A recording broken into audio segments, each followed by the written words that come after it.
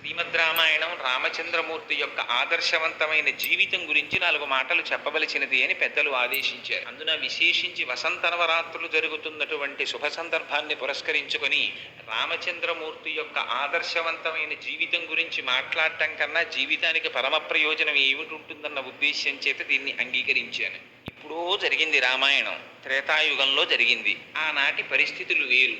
ఎందుచేత అంటే ఆనాడు దశకంఠుడైనటువంటి రావణాసురుడు బ్రహ్మగారి గురించి బ్రహ్మాండమైనటువంటి తపస్సు చేసి అందరిలాగే ఆయన వరాలు అడిగాడు. అందరికీ ఏం కోరికుంటుందో అంత తపస్సు చేసి 10 తలకాయలున్న రావణాసురుడికి అదే కోరికుంది. ఏమిటంటే ఈ శరీరంతో ఉండిపోవాలి. ఎవడుకుండదు ఈ కోరిక. అలా కుదరదయా అన్నాడు ఆయన. అంటే పోనీ అయితే కొంతమంది చేతిలో చచ్చిపోకుండా వరం ఇమ్మన్నాడు. సరే, ఎంతమంది చేతిలో చచ్చిపోకుండా కోరుకుంటున్నావో చెప్పమన్నాడు లిస్టు. ఇది ప్రతి పురాణంలోనూ జరిగే విషయమే. అంటే ఆయన పెద్ద లిస్టు ఒకటి చదివాడు. దేవతలు, దానవులు, యక్షులు, గంధర్వులు, కిన్నెరులు, కింపురుషులు వీళ్ళెవ్వరి చేతిలోనూ మరణించకూడదన్నాడు. కానీ ఆయన మనుష్యులను వదిలేశాడు. ఎందుకంటే ఒక తృణీకార భావం. ఇంతమంది చెయ్యలేని పని ఒక మనిషి ఏం చేస్తాడని. అందుకని నన్ను అసలు మనిషిని కోరుకోవడం ఎందుకు అనుకున్నాడు, వదిలేశాడు. ఆనాటి చులకన భావం అది. అసలు మనిషి అంటే లెక్కలోనికి రానిటువంటి రోజులు. అదిగో అట్లాంటి రోజులలో వచ్చినటువంటి అవతారం రామావతారం. దాని ప్రయోజనం రావణాసురుణ్ణి సంహరించేశాడు. ఇప్పుడు చెప్పుకోవడం ఎందుకు? కలియుగంలో ప్రత్యేకించి రోటరీ క్లబ్ వారి దగ్గరికి వచ్చి నేను వారికి ఏం తెలియదా, వారందరికన్నా చాలా ఆదర్శవంతమైనటువంటి జీవితాన్ని గడుపుతూ సమాజానికి ఇతోధికంగా సేవ చేస్తున్నటువంటి వారి దగ్గరికి వచ్చి రామచంద్రమూర్తి యొక్క గుణ వైశిష్ట్యాన్ని వర్ణించడం ఏమిటి అంటే, రామాయణం ఎంతకాలం జీవించి ఉంటుందో అంతకాలం మాత్రమే మానవత్వం బ్రతికుంటుంది. అది మనం చాలా జాగ్రత్తగా గుర్తుపెట్టుకోవలసిన విషయం. రామాయణం వాల్మీకి మహర్షి వ్రాశారు, కానీ ఆ తర్వాత విశ్వనాథ సత్యనారాయణ గారి వంటి కవి సామ్రాట్టుల దగ్గర నుంచి రామాయణాన్ని స్పృశించని కవి ఉండడు. ఎందుకు మళ్ళీ రామాయణం రాయడం అంటే, విశ్వనాథ సత్యనారాయణ గారే చెప్పారు, తిన్న అన్నం ఎందుకు తింటున్నావు? నిన్న తినలా అన్నం, పొద్దున్న తినలా అన్నం, మళ్ళీ సాయంకాలం అన్నం ఎందుకు? అన్నం లేకపోతే బ్రతకవు కనుక. బాహ్యంలో శరీరం బ్రతకడం కాదు కావలసినది, లోపల మానవత్వం బ్రతకాలంటే రామాయణం జ్ఞాపకం ఉండాలి, రామాయణం వినాలి, రామాయణం చదవాలి, రాముణ్ణి 1కి 10 మార్లు ఆదర్శంగా గుర్తుపెట్టుకోవాలి. రాముడి యొక్క శీలము, రాముని యొక్క ఆ వ్యక్తిత్వము ఎంత కాలము మానవ జాతి స్మరించుకుంటుందో అంతకాలం మానవత్వం బ్రతికుంటుంది. మానవత్వం బ్రతికి లేనినాడు వాడు ఉపాధి చేత మానవుడేమో కానీ వాడికి రాక్షసుడికి తేడా ఉండదు. దానివల్ల సమాజమునకు అంతటికీ కూడా అభద్రతాభావం ఏర్పడుతుంది, ప్రమాదమునకు లోనవుతుంది. అందుచేత రాముని యొక్క దివ్య గుణములను కీర్తించని వారు ఉంటారు. అసలు ఆ అవతారమే చాలా విశిష్టమైనటువంటి అవతారం. మిగిలిన అవతారాల్లో ఎప్పుడెప్పుడైనా ప్రపంచానికి మనుగడకి ప్రమాదం ఏర్పడితే సాధారణంగా మీరు ఏ పురాణం జరగండి ఒకటే జరుగుతూ ఉంటుంది. అందరూ బాధపడే వాళ్ళందరూ భూలోకంలో ఉంటారు. వాళ్ళందరి దగ్గరికి భూదేవి వస్తుంది. వచ్చి నన్ను చాలా ఇబ్బంది పెడుతున్నారయా రాక్షసుల పరిపాలనలో అంటుంది. సరే, ఏం చేద్దామని వీళ్ళందరూ కలిసి బ్రహ్మగారి దగ్గరికి ఎడతారు. మొట్టమొదట ఆయన కన్సల్టెంట్ ఫిజిషియన్ లాంటి వాడు. ఆయన దగ్గరికి ఎడితే మొదట వ్యాధి ఏమిటో ఆయన నిర్ణయిస్తాడు, ఆ తరువాత స్పెషలిస్ట్కి రిఫర్ చేస్తారు. బ్రహ్మగారు ఎప్పుడు కూడా ఇది ఉపాయం అని ఆయన చెప్పరు. మీరు కావాలంటే ఏ పురాణం చూడండి, అందులో ఉన్న అంతర్లీనమైన విషయం ఒకటే ఉంటుంది. ఈ బ్రహ్మగారు శివుడు కలిసి అందరూ కలిసి రాక్షస సంహారానికి విష్ణువు దగ్గరికి ఎడతారు. ఆయన స్థితికారుడు, వరాలు ఇవ్వడం బ్రహ్మగారు ఇచ్చేస్తుంటారు. అందరు తపస్సు చేసే వాళ్ళందరూ బ్రహ్మగారి గురించి చేస్తారు. ఇది విచిత్రం. అసలు చేస్తే ఆయన ఎవరిని ఏం కన్సల్ట్ చేయరు. ఆయన హంసవాహనం మీద ఎడతారు. విడితే ఏం కావాలని అడుగుతారు. ఎప్పుడూ ఒకటే కోరిక అందరిది. మీరు ఏ రాక్షసుడి కథ చదవండి, వాడికి కనపడగానే వాడు ఏమడుగుతాడంటే నాకు మరణం ఉండకూడదని అడుగుతాడు. అనగానే బ్రహ్మగారు అంటారు అలా కుదరదయ్యా అంటారు. వచ్చిన జాతస్య హిద్రుహో మృత్యు ధ్రువంజన్మ మృతస్య చ, వచ్చిన వాడు వెళ్ళిపోక తప్పదు, ఇంకో విషయం అడుగంటాడు. వాడు అడగడు. వాడు మోక్షం కావాలని అడగడు, భక్తి కావాలని అడగడు. పోనీ వీళ్ళ చేతిలో చచ్చిపోకుండా వరం ఇస్తావా అంటాడు. అలాగే ఇచ్చానంటాడు ఆయన. వీడు సంతోషపడిపోతాడు, ఆయన వెళ్ళిపోతారు. ఇంతే. ఎక్కడ మీరు ఏ పురాణం జరిగినా ఇదే ఉంటుంది.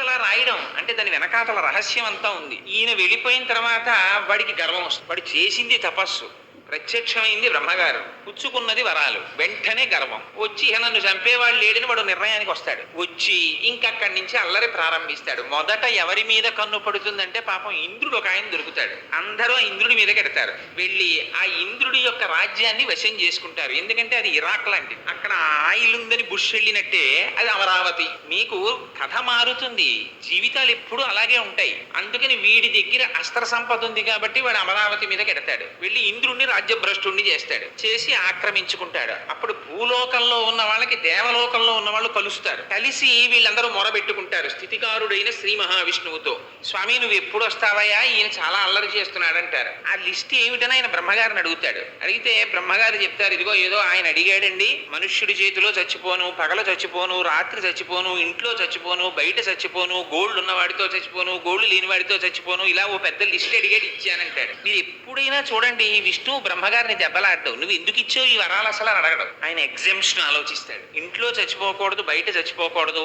గడప కదా, పగల చచ్చిపోకూడదు, రాత్రి చచ్చిపోకూడదు, అసుర సంధ్య వేళ కదా, మనిషి చేతిలో చావకూడదు, జంతువుల చేతిలో చావకూడదు, మనిషి జంతువు కానీ నృసింహావతారం కదా, ఇన్ని ఆలోచించి ఆయన వస్తారు. వచ్చి ఇన్ని కోరికలు వినవాడు చచ్చిపోతాడు. అది విచిత్రం. దీనికి అవతారాలు వస్తాయి. వీడు ఇంత తపస్సు చేసి సాధించేది ఏమిట్రా అంటే చిట్ట చివరికి ఎవడైనా ఇలాగే పోతుంటాడు. అలాగే రావణాసురుడు పోయాడు. అయితే రామచంద్రమూర్తి అవతారం మాత్రం విచిత్రం. ఎందుకనంటే అసలు ఎవరెళ్ళి అడగలేదు విష్ణువుని, ఓ శ్రీ మహావిష్ణువా నువ్వు వచ్చి మమ్మల్ని రక్షించమని అడిగిన వాళ్ళు లేరు. కేవలంగా దశరథ మహారాజు గారు నాకు కొడుకులు లేరు, కొడుకుని కనాలి అని చెప్పి ఆయనకు ఒక కోరిక కలిగింది. కోరిక కలిగి ఒక పెద్ద అశ్వమేధ యాగం అనేటటువంటి యాగాన్ని మొదలెట్టాడు. యాగాన్ని మొదలెట్టిన తరువాత ఓ పెళ్లికి వెళ్ళామనుకోండి, నలుగురు కలుస్తారు, అందరికీ కామన్ సబ్జెక్ట్ ఏదో దొరుకుతుంది, దాని మీద చర్చ చేస్తారు. అలాగే అక్కడికి వచ్చినటువంటి వాళ్ళందరూ కూర్చుని వాళ్ళందరికీ ఆనాడు పడుతున్నటువంటి బాధల గురించి మాట్లాడుకుంటున్నారు. ఏమిటా బాధ అంటే రావణాసురుడు పెట్టేటటువంటి బాధే.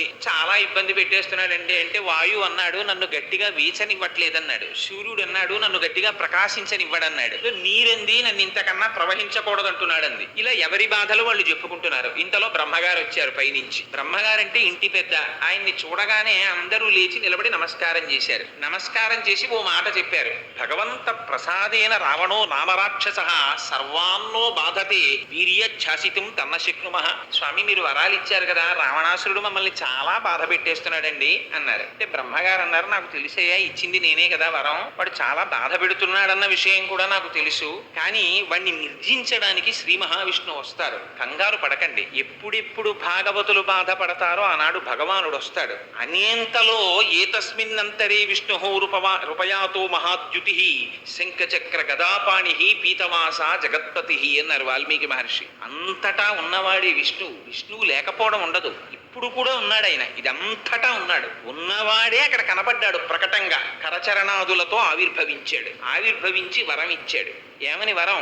నేను వస్తున్నానయ్యా, వచ్చి హత్వాక్రూరం దురాత్మానం దేవర్షీణాం భయావహం దశవర్ష సహస్రాణి దశవర్ష శతాని చ అన్నాడు. ఆ రాక్షసుడైనటువంటి రావణాసురుణ్ణి నిర్జిస్తాను, తర్వాత 11,000 సంవత్సరములు ఈ భూభారం వహిస్తానన్నాడు. ఈమె ఎవరడిగారు? 11,000 సంవత్సరాలు పరిపాలించడం ఎందుకు అంటే, అప్పటికి మనుష్య జాతి ఎన్ని కష్టాలు పడిందంటే రావణాసురుడి పరిపాలనలో అసలు మనిషిగా బ్రతకడం మర్చిపోయారు. మళ్ళీ మనిషి యొక్క ఔన్నత్యం ఏమిటో చెప్పడానికి 11,000 సంవత్సరములు పరిపాలిస్తానన్నాడు. అందుకొచ్చింది రామరాజ్యం. అందుకని 11,000 సంవత్సరములు పరిపాలిస్తానని వరమిచ్చి దశరథ మహారాజు గారికి తాను కుమారుడనై జన్మిస్తున్నానని తనంత తానుగా ఆయన ప్రకటించుకున్నారు. తత పద్మపలాసాక్ష కృత్వాత్మానం చతుర్విధం పితరం రోచయామాస తథా దశరథం నృపం అన్నారు వాల్మీకి మహర్షి బాలకాండలో. నేనే నలుగురిగా వస్తున్నాను అన్నారు. రామ లక్ష్మణ భరత శత్రుఘ్నులు నలుగురు శ్రీ మహావిష్ణువు. నేను దశరథ మహారాజు గారిని తండ్రిగా వరించి వస్తున్నాను అన్నారు. అందుకని ఆయనకి దాశరథి అని పిలిస్తే చాలా సంతోషంట. మనకి రాముడు నేర్పినటువంటి మొట్టమొదటి పాఠం జీవితంలో గుర్తు పెట్టుకోవలసింది ఇది. మనకి ఒక లక్షణం ఉంటుంది, మనకంటే మీ వంటి పెద్దలకి కాదు, నా వంటి వాడిని దృష్టిలో పెట్టుకుని వినండి. తను వృద్ధిలోకి వచ్చాడు అనుకోండి, తన గురించి చెప్తే సంతోషం. తనని కన్నవాడు ఒక ఎలిమెంటరీ స్కూల్ హెడ్ మాస్టర్ గారు అనుకోండి, ఆ తండ్రి గారి పేరు చెప్పడానికి కొంచెం సిగ్గుపడతాడు. బురదలోంచి తామర పువ్వు పుడుతుంది, కానీ బురదలోనే ఉంటుంది. బురదలో ఉండడం గర్వకారణంగా ఫీల్ అవుతుంది తప్ప తన తండ్రి గురించి చెప్పడానికి సిగ్గుపడే వాళ్ళు ఉన్నారు దేశంలో. తన తల్లి గురించి చెప్పుకోవడానికి సిగ్గుపడే వాళ్ళు ఉన్నారు దేశంలో. తన మామగారి పేరు చెప్పడానికి సిగ్గుపడే ఆడబడుచులున్నారు ఈ దేశంలో. తన అత్తగారి గురించి చెప్పుకోవడానికి సిగ్గుపడే ఆడవాళ్ళు ఉన్నారు ఈ దేశంలో. రామాయణం చదివితే ఈ సిగ్గు పోతుంది. తను మనిషి పుట్టినందుకు తనని తాను ఎలా 10 మందిలో చెప్పుకోవాలో అర్థం అవుతుంది. తన తండ్రి గురించి ముందు చెప్పుకున్నాడు దాశరథి అని. అందుకే రామదాసు గారు దాశరథి శతకం రాస్తే పద్యాలు రాసిన వాటికి మకుటం దొరకదండి, ఇంకొక మకుటం పెట్టలా. దాశరథి కరుణాపయోనిధి అని పిలిచారు. దశరథ మహారాజు గారి కుమారుడా అని పిలిస్తే ఆయన ఉలిక్కి పడి చూస్తాడట. ఆ తండ్రి పేరు చెప్తే అంత ఇష్టం. ఎందుకని? రాముడికి ఇష్టమని కాదు అక్కడ అర్థం.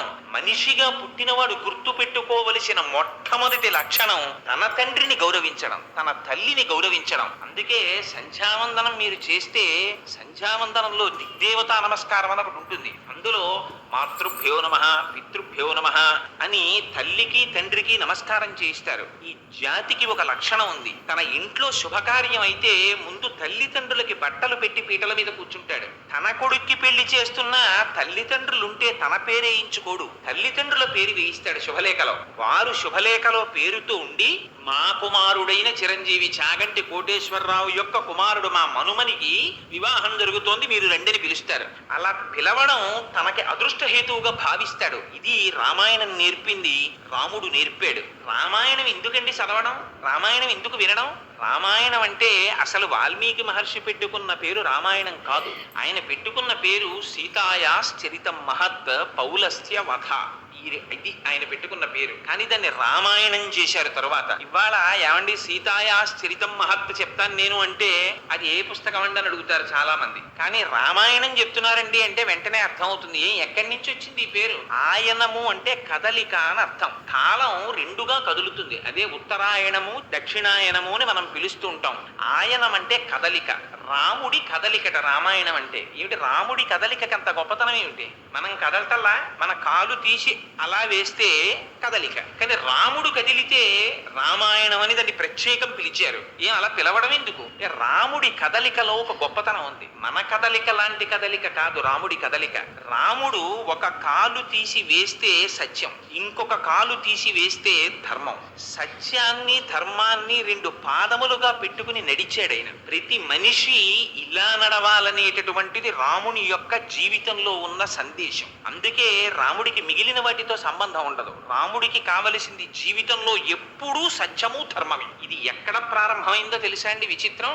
బాలకాండలో దశరథ మహారాజు గారు కూర్చుని కొడుక్కి పెళ్లి చేయాలని ఆయనకు ఆలోచన వచ్చింది. ఆలోచన వచ్చి మంత్రులతోటి దగ్గర ఉన్నటువంటి ఋషులతోటి వశిష్ఠ మహర్షితోటి మాట్లాడుతూ ఒక మాట అన్నారు. నాకు పిల్లలు పుట్టారు, 9 కుమారులు, వాళ్ళకి యుక్త వయస్సు వచ్చింది, వివాహం చేద్దాం అనుకుంటున్నాను అన్నారు. ఇలా ఆయన అన్నారు. తస్య చింతయమానస్య మంత్రి మధ్య మహాత్మనః అభ్యాగచ్చన్ మహాతేజ విశ్వామిత్రో మహారుషి అన్నారు వాల్మీకి. ఇలా అనుకున్నారయ్యా పెళ్లి చేద్దామని, విశ్వామిత్రుడు వచ్చాడన్నారు. వెంటనే అక్కడ ద్వారపాలకులు పరిగెత్తుకొచ్చి మహాప్రభో విశ్వామిత్రుడు వచ్చాడన్నారు. విశ్వామిత్రుడు అంటే అప్పటి వరకు కోపానికి ప్రతీక, శాపానికి ప్రతీక. భయపడి దశరథ మహారాజు గారు పరిగెత్తుకుంటూ వెళ్ళారు, పాదోదకం ఇచ్చారు, తీసుకొచ్చారు, ఉచితాసనం మీద కూర్చోబెట్టారు. అసలు అడగల విశ్వామిత్రుడు ఏమీ నోరు విప్పి. ఈయనకే భయం లోపల. కోపిష్టివాడు ఎవరైనా ఇంటికి వచ్చాడు అనుకోండి ఏమంటాడో అని ముందు ఈయనే మాట్లాడేశారు. మీరు రావడమే చాలా గొప్పండి, మీరు వచ్చారు, ఎంత అదృష్టం మాకు, మీకు ఉచితాసనం బాగుందా, మీకు ఏం కావాలి, మీకు ఏం కావాలంటే అది ఇచ్చేస్తాను, మీకు ఏం కావాలో చెప్పండి, మీకు సేవ చెయ్యడమే నా జన్మకి గొప్ప అదృష్టం అన్నాడు. అన్ని విని ఆయన అన్నాడు, అబ్బా ఎందుకంటే అన్ని విషయాలు చెప్తున్నారు. అహం వేద్మి మహాత్మానం రామం సత్యపరాక్రమం వశిష్ఠోపి మహాతేజ ఏచే మే తపసి స్థితాః అన్నాడు. ఒక సామాన్యుడు మాట్లాడడానికి ఒక ఋషి మాట్లాడడానికి ఎంత తేడా ఉంటుందో చూడండి. నాకు విషయం తెలిసయ్యా, రాముడు సత్యవాది, ధర్మాత్ముడు, సాక్షాత్తు పరబ్రహ్మం. ఇది నేను చెప్పడం కాదు, వశిష్ఠాదులకి కూడా తెలిసి విషయం అన్న. ఈ విషయం అంటే సంతోషించాలా దశరథ మహారాజు గారు? ఉలిక్కి పడాలా? ఆయన ఉలిక్కి పడ్డాడు. కొంప తీసి రాముణ్ణి పొగుడుతున్నాడు ఏమిటి, ఆయన్ని కానీ ఇమ్మంటాడా ఏమిటని. ఎందుకంటే ఆయనకి పుత్రవాత్సల్యం, కొడుకుని ఇమ్మంటాడేమోనని భయం. అందుకని ఆయన అన్నాడు ఇవ్వను అని ముందే చెప్తే ఇప్పటిదాకా ఇస్తానన్నామంటాడేమోనని. ఊనషోడశ వర్షో మే రామో రాజీవలోచన నయుద్ధ యోగ్యత మస్య పశ్యామి సహరాక్షసై అన్నాడు. యాగం చేస్తున్నానయ్యా, దాన్ని రక్షించడానికి మీ పిల్లలు ఇద్దరిని పంపిస్తా ఏమిటన్నాడు ఆయన. ఇప్పటి వరకు ఏం కోరితే ఇస్తానన్నాడు దశరథ మహారాజు గారు. తీరా రామలక్ష్మణులు నిమ్మంటే ఇవ్వను అంటే విశ్వామిత్రుడు చెప్పిస్తాడేమోనని చిన్న శ్లేష మొదలెట్టాడు. అందులో ఊనషోడశ వర్షో మే రామో రాజీవలోచన. మా అబ్బాయికి ఇంకా 16 ఏళ్ళు కూడా రాలేదండి, పైగా వాడి కళ్ళు తామర పువ్వులు లాంటివి అన్నాడు. ఆయన అడిగాడా ఈయన కళ్ళు ఎలా ఉంటాయని? ఈయనే చెప్తాడు మా అబ్బాయి కళ్ళు తామర పువ్వులని. ఎందుకంటే తామర పువ్వు సూర్యాస్తమయం అయితే ముకుళించుకుంటుంది, రాత్రి అయితే మా అబ్బాయికి నిద్ర వస్తుంది. పిల్లాడు చూడండి క్వార్టర్లీ వచ్చినా సరే 5వ క్లాస్ వాడు చదువుతాడు, పడుకుంటాడు వాడు. రాత్రి అయితే పడుకుంటావు, తెల్లారకట్ట లేవో, నీకు మార్కులు ఎలా వస్తాయని అమ్మ బాధపడుతూ ఉంటుంది. అలా ఈయన కూడా ఎంత అందంగా చెప్పాడంటే, రామో రాజీవలోచన, మా అబ్బాయి కళ్ళు తామర పూలండి, రాత్రి అయితే నిద్రపోతాడు, రాత్రి అయితే యుద్ధం చేస్తారు రాక్షసులు, మా అబ్బాయి మీకెందుకండి అంటే శపిస్తాడేమోనని రామో రాజీవలోచన, మా అబ్బాయి కళ్ళు తామర పూలండి, మా అబ్బాయి కళ్ళు తామర పూలండి అని మొదలెట్టాడు. నేను వస్తాను, పిల్లాడు వాడేమి యుద్ధం చేస్తాడని. ఆయన అన్నాడు, నువ్వేం రావక్కర్లేదో, మీ అబ్బాయిని పంపించు చాలన్నాడు. కాదనడానికి భయం, ఇవ్వకపోతే ఉపద్రవం. పాపం ఏడుపు వచ్చినంత పని అయిపోయింది దశరథ మహారాజు గారికి. ఆ సమయంలో లేచాడు వశిష్ఠ మహర్షి. లేచి ఉన్న మాట చెప్పేశాడు. ఏమనుకుంటున్నావో, విశ్వామిత్రుడంటే సామాన్యుడు కాడు, ధనుర్వేదం అంతా తెలుసు. నా మాట విని దశరథ రాముణ్ణి పంపించు అన్నాడు. వెంటనే సపుత్రమూర్ధ్యుపాఖ్యాయ రాజా దశరథ ప్రియం దదౌ కుశికపుత్రాయ సప్రీతేన అంతరాత్మన. రామాయణం అంతా ధర్మమేనండి. బ్రహ్మస్థానమునందు ముద్దు పెట్టుకున్నట్టు. ఒక వయస్సు వచ్చినటువంటి పిల్లల్ని ఎక్కడ పడితే అక్కడ ముద్దు పెట్టుకోకూడదు. అందుకని బ్రహ్మస్థానమునందు ముద్దు పెట్టుకుని పంపించట. పంపిస్తే తీసుకెళ్ళాడు. రాముడు నాన్నగారు నన్ను ఎందుకు పంపిస్తున్నారండి అని అడగలేదు. లక్ష్మణుడు రాముణ్ణి అనుసరించి వెళ్ళిపోయాడు. విశ్వామిత్రుడు రండి నా వెంట అన్నాడు. రండి నా వెంట అన్నప్పుడు రథం ఎక్కడమో, కారు తీసుకురావడమో ఇలాంటివి ఉండవు. మహర్షుల వెనకాతల వెళ్ళేటప్పుడు ఆయన వచ్చారు, వెనకాతల వెళ్ళిపోవడమే. పదండి పిల్లలు అన్నాడు విశ్వామిత్రుడు. బయలుదేరారు వెనకాతల. ముందు ఆయన నడుస్తున్నాడు, వెనక పిల్లలు నడుస్తున్నారు. ఎంతసేపు నడిచారో తెలుసా అండి? 12 మైళ్ళ దూరం ఆపకుండా నడిపించేశాడు. 12 మైళ్ళు నడిచేటప్పుడు కూడా ఎక్కడ లక్ష్మణుడు రాముడిని అడగలేదు, రాముడు విశ్వామిత్రుడిని అడగలేదు. ఏమంటే ఎక్కడికి ఎడుతున్నామండి మనం, ఎందుకు ఇంత దూరం నడిపిస్తున్నారు, మనం ఏ ఊరు ఎడుతున్నామని కూడా వాళ్ళు అడగలేదు. 12 మైళ్ళు పుత్రకామేష్టి చేస్తే 60,000 సంవత్సరముల వయస్సు కలిగిన దశరథ మహారాజు గారికి పుట్టి ఎండకన్నెరుగునటువంటి జీవితాన్ని కడిగి హంసతూలికా తల్పముల మీద పడుకున్న రామచంద్రమూర్తి ఎంతటి ధర్మ నిష్ఠాగరిష్ఠుడంటే, ఎదురుగుండా మహర్షి నడుస్తున్నారు, అంతే పరమ ప్రయోజనం. ఆయన వెనకాతల నడిచి వెళ్ళిపోయారు. వెళ్ళిపోతే చీకటి పడింది. పిల్లల వంక చూశాడు విశ్వామిత్రుడు. చూసి అలసట చెంది ఉన్నారు. ఆపాడు. ఆపి, రామ గృహాణవత్స సలిలమ్మా భూత్కాలస్య పర్యతః, నీకు మంత్రోపదేశం చేస్తానోయ్, ఆచమనం చెయ్యన్నాడు. ఏమిటా మంత్రాలు? మంత్రగ్రామం గృహాణత్వం బలాం అతిబలాంస్తథ అన్నారు వాల్మీకి మహర్షి. అవి ఏకంగా మంత్రముల యొక్క సమూహములట. ఆ మంత్రాలు ఉపదేశం పొందితే ఏమవుతుంది అంటే, నచ సుప్తం ప్రమత్తం వా దర్శయిర్షంతి నైరుతాహ అన్నారు. అసలు ఆకలి ఉండదు, దాహం ఉండదు, అలసట ఉండదు, రాక్షసులు నిర్జించలేరు, అటువంటి బలం పొందుతావు. అందుకని ఈ మంత్రాల్ని నీకు ఉపదేశిస్తున్నాను అన్నారు. ఆ మంత్రాల్ని ఉపదేశం పొందాడు. తాను లక్ష్మణుడికి ఉపదేశించాడు. గడ్డి తీసుకొచ్చి నేల మీద వేసి దీని మీద 2 పిల్లలు కలిసి పడుకోండి అన్నాడు విశ్వామిత్రుడు. 2 పిల్లలు రాముడు లక్ష్మణుడు కలిసి పడుకున్నారు. ఎలా పడుకున్నారంటే, ఏమిటో హంసతూలికా తల్పాలు అలవాటైపోయి బొత్తిగా తీసుకొచ్చి ఇలా గడ్డి మీద పడుకోబెట్టాడండి. మమ్మల్ని నిద్ర పట్టక అటు ఇటు దుర్లుతూ పడుకోలేదుట.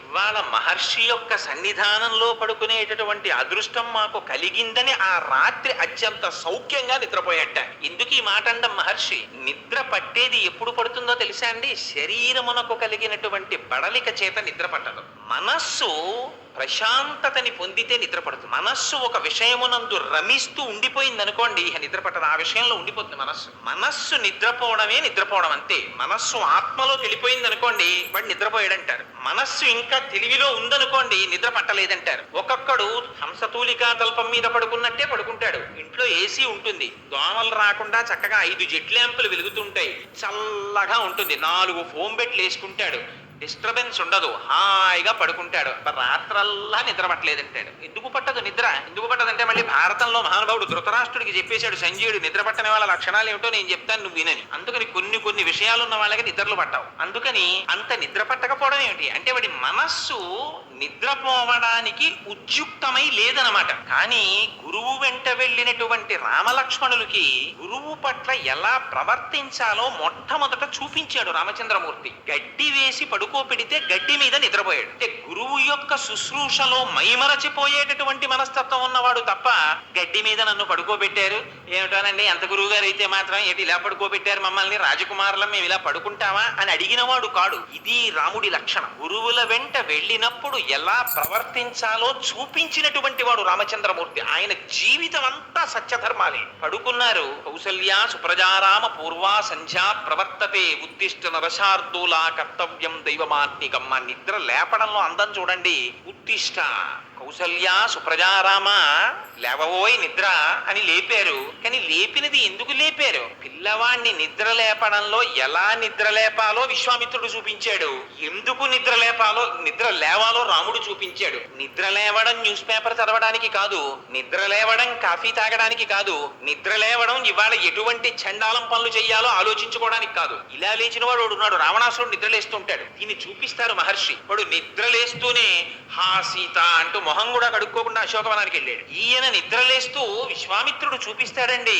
కౌసల్య సుప్రజారామ పూర్వా సంధ్యా ప్రవర్తతే ఉద్దిష్ట నరశార్దూల కర్తవ్యం దైవమాహ్నికం. ఆహ్నికాన్ని ఆచరించాలి రామా, తూర్పు తెల్లవారిపోతోంది, సంధ్యావందనాధికాలు చెయ్యాలి, నిద్రలెమ్మన్నారు. యజ్ఞోపవీతం ఒంటి మీద ఉన్నవాడు నిద్ర లేవడం తూర్పు తెల్లవారక ముందు ఎందుకు నిద్ర లేవాలో చూపించారు మహర్షి. సంధ్యావందనం చేయడానికి లేచాడు రాముడు. లేచి సంధ్యావందనాదులు నిర్వర్తించారు. తాటకని సంహరించవలసి వచ్చింది. సంహరించవలసి వస్తే విశ్వామిత్రుడు పిలిచి చెప్పాడు. ఆయనకి తెలియనటువంటి విషయం లేదు. వశిష్ఠ మహర్షి దగ్గర శుశ్రూష చేసి వేదమంతా నేర్చుకున్నారు. స్త్రీని చంపకూడదు రాజు. కానీ ఆయన పిలిచి అన్నారు, అనుశంసం వా ప్రజారక్షణ కారణాత్ పాతకం వా శీతోషం వా కర్తవ్యం రక్షతా సదా రాజ్యభార నియుక్తానాం దేశధర్మ సనాతన.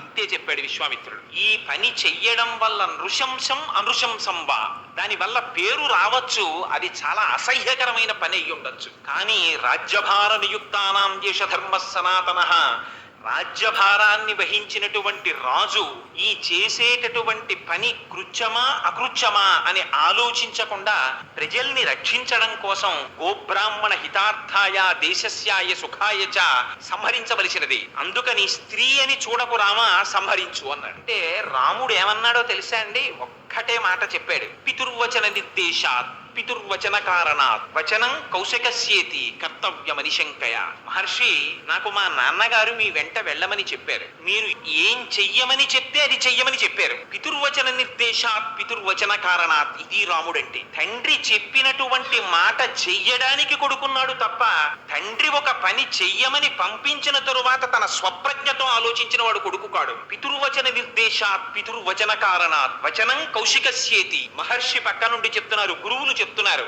సంహరించమని. నా బుద్ధితో ప్రమేయం లేదు, సంహరిస్తానన్నాడు. ఇది రాముడంటే. రాముడికి వేదం తెలియదా? రాముడికి బ్రహ్మసూత్రాలు తెలియవా? రాముడికి ఉపనిషత్తులు తెలియవా? కానీ ఒక్క మాట ఎదురు తిరిగి రాముడు ప్రశ్నించలేదు. కానీ అసలు అలా స్త్రీని సంహరిస్తే నాకేమైనా దోషం వస్తుందా అని అడిగిన వాడు కాడు రాముడు. గురువు పట్ల ఎలా ప్రవర్తించాలో, తండ్రి పట్ల ఎలా ప్రవర్తించాలో, తండ్రి పక్కన లేకపోయినా తండ్రి మాటని ఎలా అనువర్తించాలో చూపించాడు మహానుభావుడు అని తాటకా సంహారం చేశాడు. సీతా కళ్యాణం దగ్గరికి వెళ్ళారు. పెడితే ఆ ధనస్సుని తీసుకొచ్చి శివధనస్సును అక్కడ పెట్టారు. ఒక్క మాటే అన్నాడు మహానుభావుడు. విశ్వామిత్రుడు ఎక్కువ మాట్లాడలేదండి. వత్స రామ ధనుపశ్య ఇది రాఘవమబ్రవీత్ అంతే అన్నారంతే వాల్మీకి మహర్షి. ఓ రామ, చూడబోయి ఈ శివధనస్సుని అన్నారు. అంటే రాముడు ఏమనాలి? అంతమంది రాక్షసుల్ని సంహరించి వచ్చాడేమో, తన భుజ పరాక్రమం పట్ల తనకి అతిశయం ఉంటే ఏమిటి గురుగారు దీన్ని చూడమంటారు, ఎత్తి అవలేలగానే సంధించేస్తానండి అనాలి. అలా అనలేదు రాముడు. ఆయన అన్నారు, ఇదం ధనుర్వరం బ్రహ్మం సంస్పృశామిహ పాణిన. గురువుగారు, మీరు దీన్ని చూసి తాకమని చెప్పారు. మీ అనుజ్ఞ అయింది కాబట్టి నేను దీన్ని ఒక్కసారి దర్శించి ముట్టుకుంటాను. యత్నవాంశ్చ భవిష్యామి తొలనే పురణేపివ. దీన్ని నేను సంధించాలని అనుకుంటున్నాను, దీన్ని ఎక్కువ పెట్టాలని అనుకుంటున్నాను.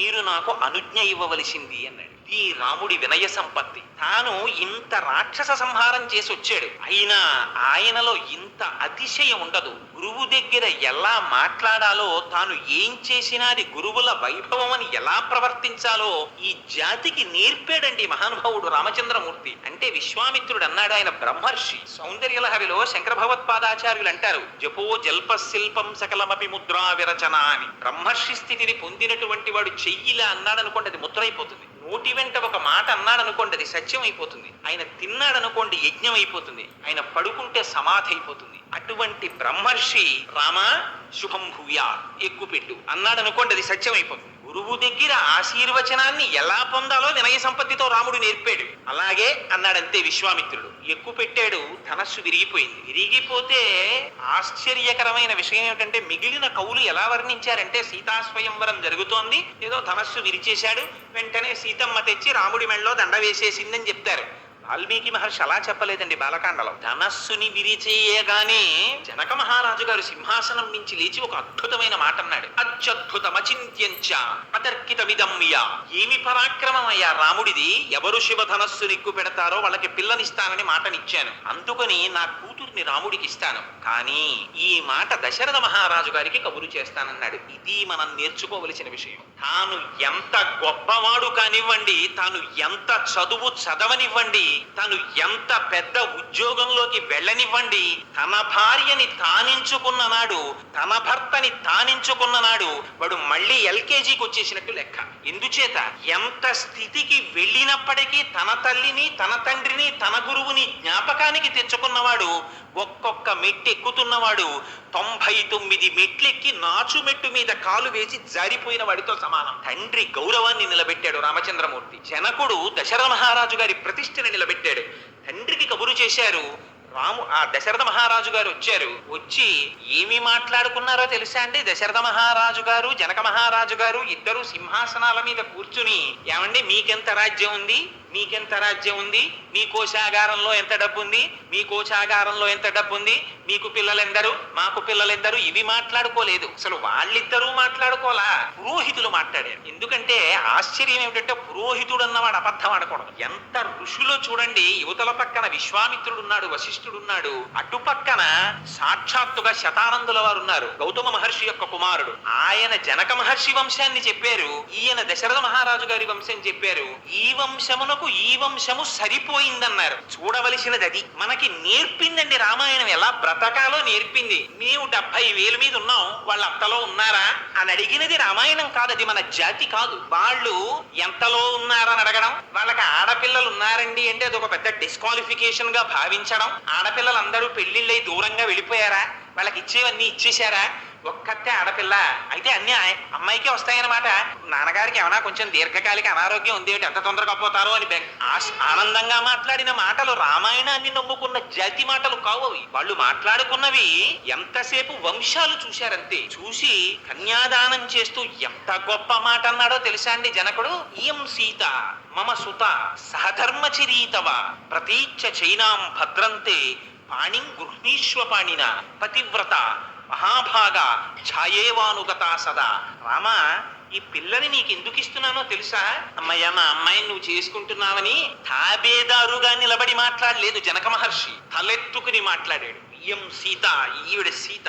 ఒక చోట అయితే అన్నారు, అసలు సీతమ్మ తల్లి సభలోకి వచ్చేటప్పటికి రాముడికి కనపడలేదు ఏమీని. ఎందుకు కనపడలేదంటే ఆవిడ సాక్షాత్తుగా భూమిలోంచి వచ్చిన అయోనిజ. శ్రీరంగ హర్మ్య తవమంగళ దీపరేఖాం అంటారు పరాశర భట్టంలో శ్రీగుణరత్న కోశంలో. దీపాలకి దీపం ఆ తల్లి. ఆవిడ కాంతిలో రాముడికి అసలు సీత ఎక్కడుందో కనపడలేదుట. జనక మహారాజు గారు చెప్పవలసి వచ్చింది, ఇదిగో సీతని. ఇయం సీత మమసుత. ఆ తల్లి నాకు కూతురై జన్మించి జానకి అని పేరు పెట్టుకుని జనకుని నన్ను ధరించిందయా అని ఆవిడ చెయ్యపట్టి ప్రతీచ్ఛ చైనాం భద్రంతే పాణిం గృహ్ణీష్వపాణిన. ఈవిడ పాణిని నీ పాణితో స్వీకరించు. దీని కొరకో తెలుసా? కామపత్నిగా కాదు, ధర్మమునందు నీతో కలిసి అనువర్తిస్తుంది ఈమె. ఈమె పతివ్రత. ఈనాటి నుంచి ఈమె చేసేటటువంటి పూజలు తన కొరకు చేసేటటువంటి పూజలు కావు. మీరొక్క విషయం జ్ఞాపకం పెట్టుకోండి. నేను ఇంత పరుషంగా మాట్లాడానని మీరు అనుకోవద్దు. మీరు ఇవాళ దేవాలయానికి వెళ్ళండి, ఎంత ఆశ్చర్యకరంగా ఉండంటే వాడు అభిషేకం చేసుకోవడానికో ఓ రూపాయి పావలా ఇచ్చి పూజ చేసుకోవడానికో వస్తాడు. వీడి అసాధ్యం కుల అక్కడికి వచ్చి చెప్తాడు వీడి గోత్రం, ఆత్రేయ గోత్రస్య కోటేశ్వరరావు శర్మనామధేయస్య. పోని పాపం ఆయన ఏదో ఆ వరుడి గుచ్చుకుని లోపలికి పెడదాం అనుకుంటాడు. మా ఆవిడ పేరండి సుబ్రహ్మణ్యేశ్వరి, అది చెప్తాడు. మా అబ్బాయి పేరండి, ఇది చెప్తాడు. మా అమ్మాయి పేరండి, అది చెప్తాడు. మా మేనల్లుడి పేరండి అవి చెప్తాడు. 14 మంది పేర్లు చెప్పి రూపాయి పావలా దక్షిణ ఇచ్చి అక్కడ కూర్చుంటాడు. అది అనకూడదని కాదు, దానికి ఒక పద్ధతి ఉంది. యజమాని పేరు చెప్తే చాలు. ఆత్రేయ గోత్రస్య కోటేశ్వరరావు శర్మ నామధేయస్య ధర్మపత్ని సమేతస్య సకుటుంబస్య సపరివారస్య అని చెబితే అందులోకి అందరూ వెళ్ళిపోతారు. ఇంకా మళ్ళీ యజమాని పేరు చెప్పి భార్య పేరు చెప్పి, లేకపోతే భర్త కన్నా తాను గొప్పదాన్నని భార్య పేరు మీద పూజ చేయించుకుని, అల్లుడు బతికుండగా మనవడి పేరు మీద పూజ చేయించి, ఇది మన జాతి లక్షణాలు కావు. ఎవరు ఎంతవరకు అంతవరకే నేర్పింది భారతీయ సాంప్రదాయం. దీన్ని చూపించాడు దశరథ మహారాజు గారు, దీన్ని చూపించాడు జనక మహారాజు గారు. ఈవిడ పతివ్రత మహాభాగా. ఇప్పటి వరకు పూజలు ఎందుకు చేసిందో తెలుసా? కన్నెపిల్లగా ఉన్నప్పుడు తగిన వరుడు రావాలని చేసింది. ఇప్పుడు ఎందుకు పూజలు చేస్తుందో తెలుసా? ఆవిడ పతివ్రత, నీ ఉన్నతి కోసం పూజ చేస్తుంది. ఆవిడ అడుగు తీసి అడుగు వేస్తే దేనికేస్తుందో తెలుసా? నీ యశస్సుని నిలబెట్టడానికి ప్రవర్తిస్తుంది, నీ కీర్తిని ఇనుమడింప చేస్తుంది. అటువంటి తల్లిని నీకు ధర్మక్షేత్రంగా ఇస్తున్నాను రామా. ఎంత పదిలంగా కాపాడుకుంటావో. భారతీయ ధర్మం రామాయణం నేర్పిందండి భార్యను ఎలా చూసుకోవాలో. భార్యని చిట్ట చివర వాల్మీకి మహర్షి అంటారు, పతివ్రత మహాభాగా ఛాయేవానుగత సదా.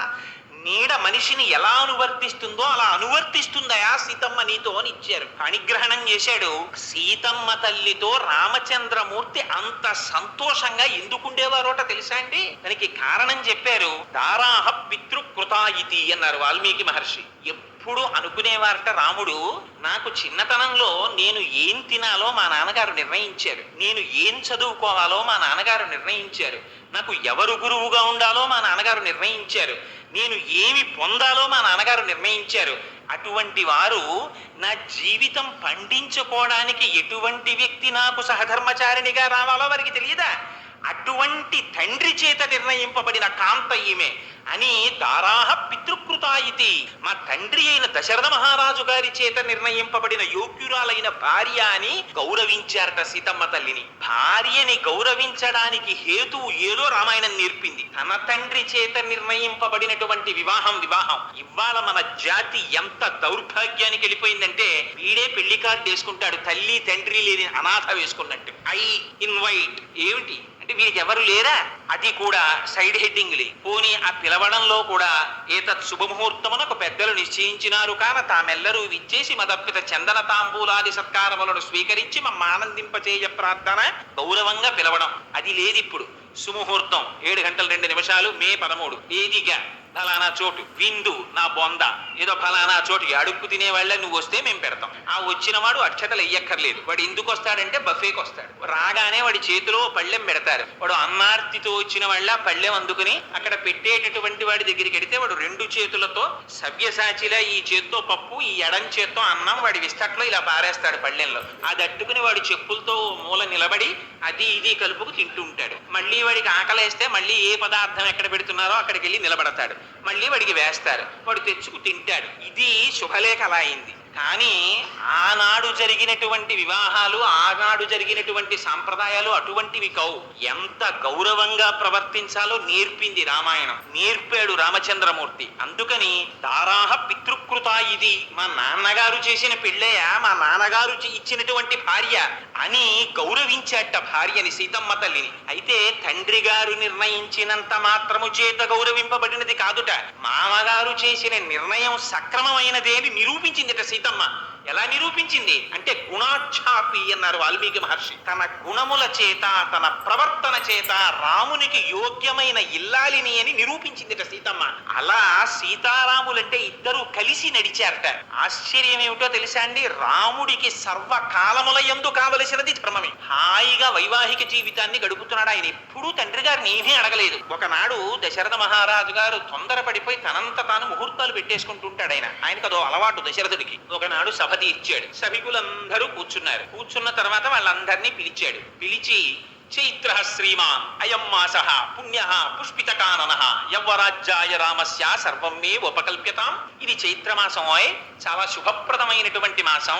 అందుకని మా అబ్బాయి రామచంద్రమూర్తికి యవ్వరాజ్య పట్టాభిషేకం చేద్దాం అనుకుంటున్నాను.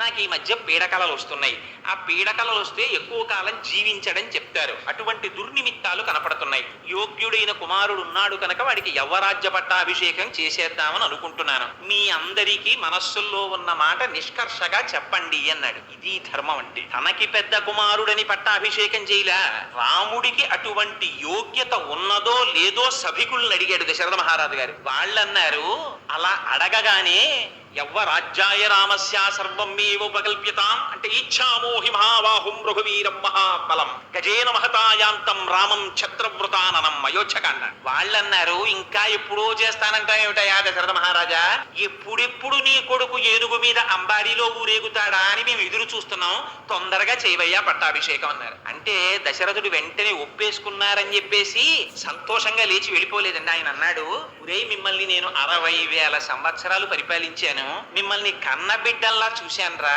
ఇన్నాళ్ళు పరిపాలించి ఇప్పుడు రాముడికి యవరాజ్య పట్టాభిషేకం చేస్తానంటే చేసేయి అని తొందరపడిపోతున్నారు.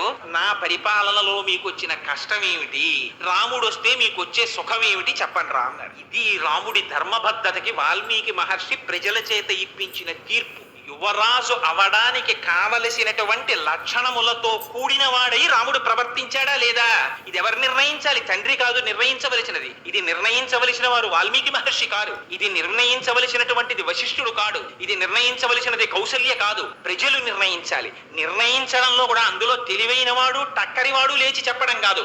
నిజంగా గుణం ఉంటే కోమాబిళ్ళ ఎలా ఉందే అని అడిగారు అనుకోండి, పిల్లలందరికీ మీరు కోమాబిళ్ళలు పెట్టి పిల్లలందరూ మూకుమ్మడిగా అనాలి, తీయగా ఉంది నాన్నగారండి అని. సాయంకాలం సినిమా టికెట్కి డబ్బులు అడుగుదామన్న ఒక కొడుకే లేచి తీయగా ఉందండి అన్నాడు అనుకోండి, తండ్రికి అనుమానం రావాలి, ఏం మీరనలేదే అని అడగాలి. అందరూ అంటే అది తీర్పు కింద లెక్క, స్పాంటేనియస్ గా రావాలి అందరి నోటి వెంట. ఇది దశరథుడు కోరుకున్నది. అందరూ లేచి ఒకటే మాట అన్నారు, వ్యసనేషు మనుష్యానాం పురుషం భవతి దుఃఖితః ఉత్సవేషు చ సర్వేషు పితేవ పరితుష్యతి. ఇదయా రాముడికున్న గుణం. రాముడంటే ఏమనుకుంటున్నావు? వ్యసనేషు మనుష్యానాం పురుషం భవతి దుఃఖితః. రాముడు ఎంత గొప్పవాడంటే తన రాజ్యంలో ఉండేటటువంటి వారికి ఏదైనా కష్టం కలిగితే తల్లి ఏడిచినట్టు ఏడుస్తూనే ఉంటాడు.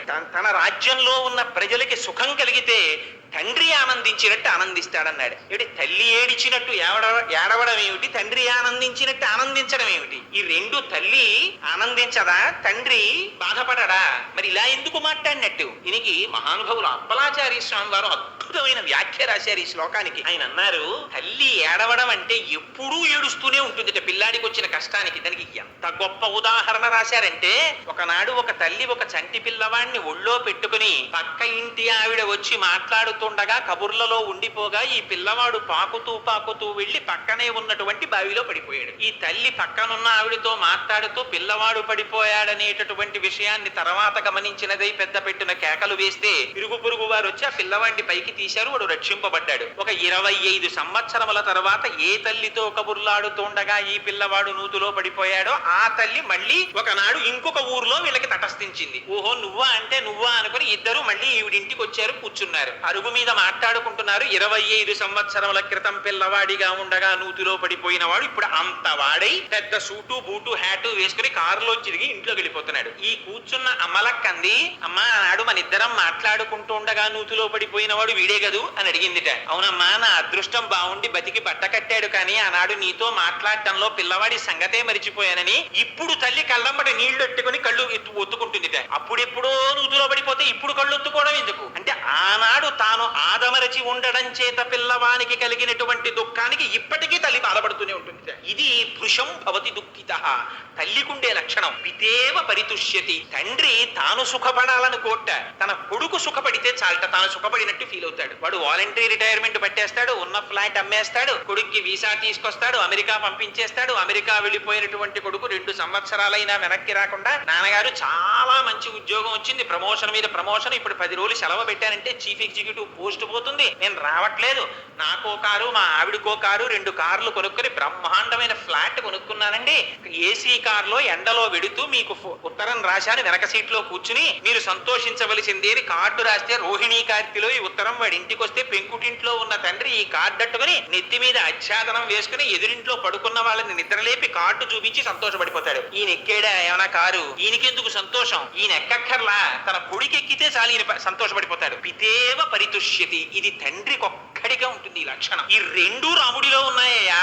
వ్యసనేషు మనుష్యాణం భృశం భవతి దుఃఖితః ఉత్సవేషు చ సర్వేషు పితేవ పరితుష్యతి. అందుకని అటువంటి వాడు రాముడు కనుక మాకు రాముడు యువరాజుగా కావాలన్నారు. దశరథ మహారాజు గారు పిలిచి అన్నాడు, రేపు పొద్దున్న నీకు యవరాజ్య పట్టాభిషేకం చేస్తాను రామా, కానీ ఈ విషయం భరతుడికి తెలియకూడదు, ఆయన వచ్చే లోపలే నీకు అయిపోవాలన్నాడు. ఏం నాన్నగారు ఎందుకలాగా అని రాముడు అడగలేదు. తండ్రి నిర్ణయించాడు అంతే. ఇంకొక విషయం, ఈ విషయం మీ మామగారికి చెప్పకు సుమా అన్నాడు. ఏమంటే మా మామగారికి తెలిస్తే ఏమవుతుంది నాన్నగారు అని రాముడు అడగలేదు. తండ్రి గారు నిర్ణయించారు, తనకి శిరోధార్యం అంతే.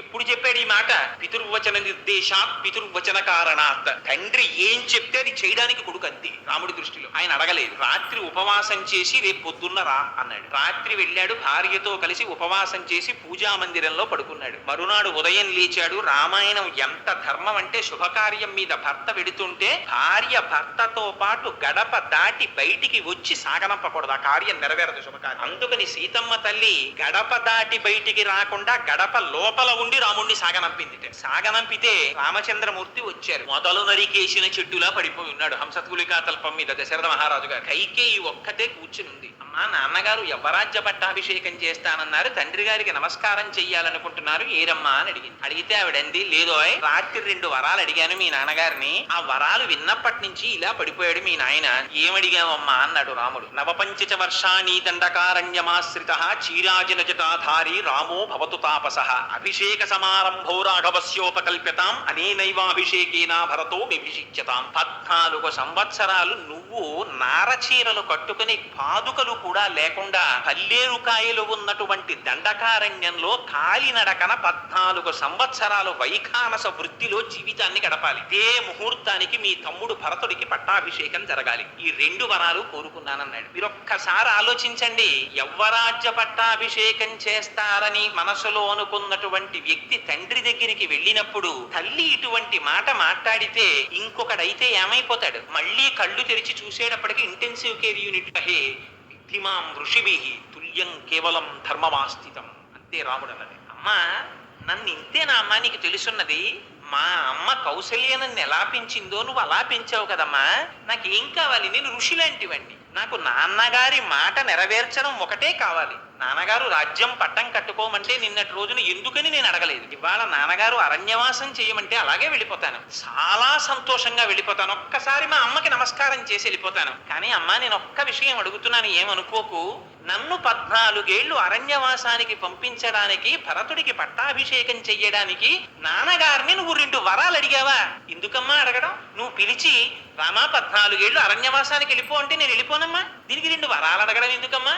ఇప్పుడే బయలుదేరుతున్నాను, కానీ అమ్మ ఒక్కసారి నాన్నగారి కాళ్ళకి నీ కాళ్ళకి నమస్కారం చేస్తానమ్మా అన్నాడు. అని నాన్నగారు ఏమమ్మా మాట్లాడకుండా అలా ఉన్నారు, నా వల్ల ఏమన్నా తప్పు జరిగిందా? ఈ రాముడి ప్రవర్తన అంటే ఎవరు మాట్లాడగలరండి ఇలా రాముడిలా? అంటే కైకమ్మంది, నువ్వు మీ నాన్న నాకు ఇచ్చిన వరాలు నువ్వు నిలబెట్టాలి కదా, నువ్వు అరణ్యవాసానికి వెడతావో వెళ్ళవో అని మీ నాన్న బెంగబెట్టుకున్నారు. నువ్వు వెడితే తప్ప ఆయన స్నానం చెయ్యరట, అన్నం ముట్టరట. ఎంత మాట అన్నావమ్మా, ఇప్పుడే వెళ్ళిపోతున్నానన్నాడు. కౌసల్యామాత దగ్గరికి వెళ్ళారు. వెళ్ళి ఆవిడ పాదాలకి నమస్కారం చేసి, అమ్మా పితృవాక్య పరిపాలనార్థం 14 సంవత్సరములు అరణ్యవాసానికి వెళ్ళిపోతున్నానన్నారు. ఆవిడంది, మీ నాన్నకి 60,000 సంవత్సరముల వయస్సు వచ్చిన తరువాత యవ్వనంలో ఉన్న కైకని తెచ్చి అంతఃపురంలో పెట్టి పట్టమహిషి దగ్గరికి రావడమే మానేశాడ్రా. ధర్మాత్ముడైన కొడుకువి నువ్వు పుట్టావని సంతోషిస్తున్నాను. నువ్వు అరణ్యవాసానికి వెళ్ళిపోయిన తరువాత ఇక్కడ మీ నాన్న వల్ల సుఖం లేదు. కొడుక అరణ్యవాసానికి వెళ్ళిపోయాడు, నన్ను చూసేవాడెవరుంటాడు? భరతుడు యువరాజు అయితే, అందుకని నీతో అరణ్యవాసానికి వచ్చేస్తాను, తీసుకెళ్ళమంది. రాముడి ధర్మం చూడండి. రాముడు అన్నాడు, ఎంత మాట అన్నావమ్మా. భర్తుక్కిల పరిత్యాగో నృశంసః కేవలం స్త్రియాః సభవత్య నకర్తవ్యం మనసాపి విగర్హితం. ఏ స్త్రీ భర్తని విడిచిపెట్టేస్తానన్న మాట నోటితో అన్నదో ఆ స్త్రీ ముఖం కూడా చూడకూడదు, సమస్త పుణ్యరాశిపోతుంది. ఏ కారణం చేత కూడా భర్తని విడిచిపెడతానన్న భార్య అసలు స్త్రీయే కాదు. అటువంటి స్త్రీ ముఖం చూడకూడదు. నువ్వు ఈ మాట అనకూడదు, నేను వినకూడదు. నీకు నాకు కూడా దశరథ మహారాజు గారే సమస్త కాలముల యందు ప్రభు, నువ్వు ఆయనని సేవించు, నాతో రావడానికి వీల్లేదన్నారు. ఆశ్చర్యపోయింది కౌసల్యాదేవి. యన్మంగళం సహస్రాక్షే సర్వదేవ నమస్కృతే వృత్రనాశే సమభవత్తత్తే భవతు మంగళం అని మంగళాశాసనం చేసి పంపించింది. లక్ష్మణమూర్తికి ఎక్కడ లేనటువంటి ఆవేశం వచ్చింది. ఆవేశం వచ్చి అన్నగారి దగ్గరికి వెళ్ళి అన్నాడు, అన్నయ్య చేతకాని వాళ్ళ ధర్మం పాటిస్తున్నానన్న భ్రాంతికి లోనైపోయావన్నయ్య. పెద్ద కుమారుడికి రాజ్యాన్ని స్వీకరించేటటువంటి అధికారం ఉంది. నాన్నగారెవరన్నయ్య? యవ్వనంలో ఉన్న స్త్రీని తెచ్చి భార్యగా చేసుకుని ఆవిడికి పుట్టిన కొడుకుని తన సొంత సొమ్ము ఇచ్చినట్టు రాజ్యం ఇస్తాడా? నాన్నగారెవరు రాజ్యం ఇవ్వడానికి? నువ్వు ఒక్కసారి నీ కనుసైగ చెయ్యి, నా ధనస్సుకి సంధించినటువంటి బాణ పరంపర చేత ఈ కోసల రాజ్యాన్ని కాల్చి దశరథ మహారాజు గారిని ఖైదు చేసి నిన్ను ఇదే ముహూర్తానికి పట్టాభిషిక్తుడిని చేస్తానన్నాడు. గురోరప్యవలిప్తస్య కార్యాకార్యమజానత ఉత్పదం ప్రతిపన్నస్య కార్యం భవతి శాసనం. వాడు పెద్దవాడవచ్చు, అన్నవచ్చు, తండ్రి అవచ్చు. ధర్మం తప్పిన తర్వాత వాడేం పెద్దవాడు? అనుజ్ఞయ్య అన్నయ్య, ఇప్పుడే బంధిస్తానన్నాడు. రాముడు ఏమన్నాడో తెలుసా అండి? ఎంత మాట అన్నావు లక్ష్మణ? అసంకల్పితమే విహాయత కస్మాత్ ప్రవర్తతే నివర్త్యారంభమారబ్ధం నమ దైవస్య కర్మత.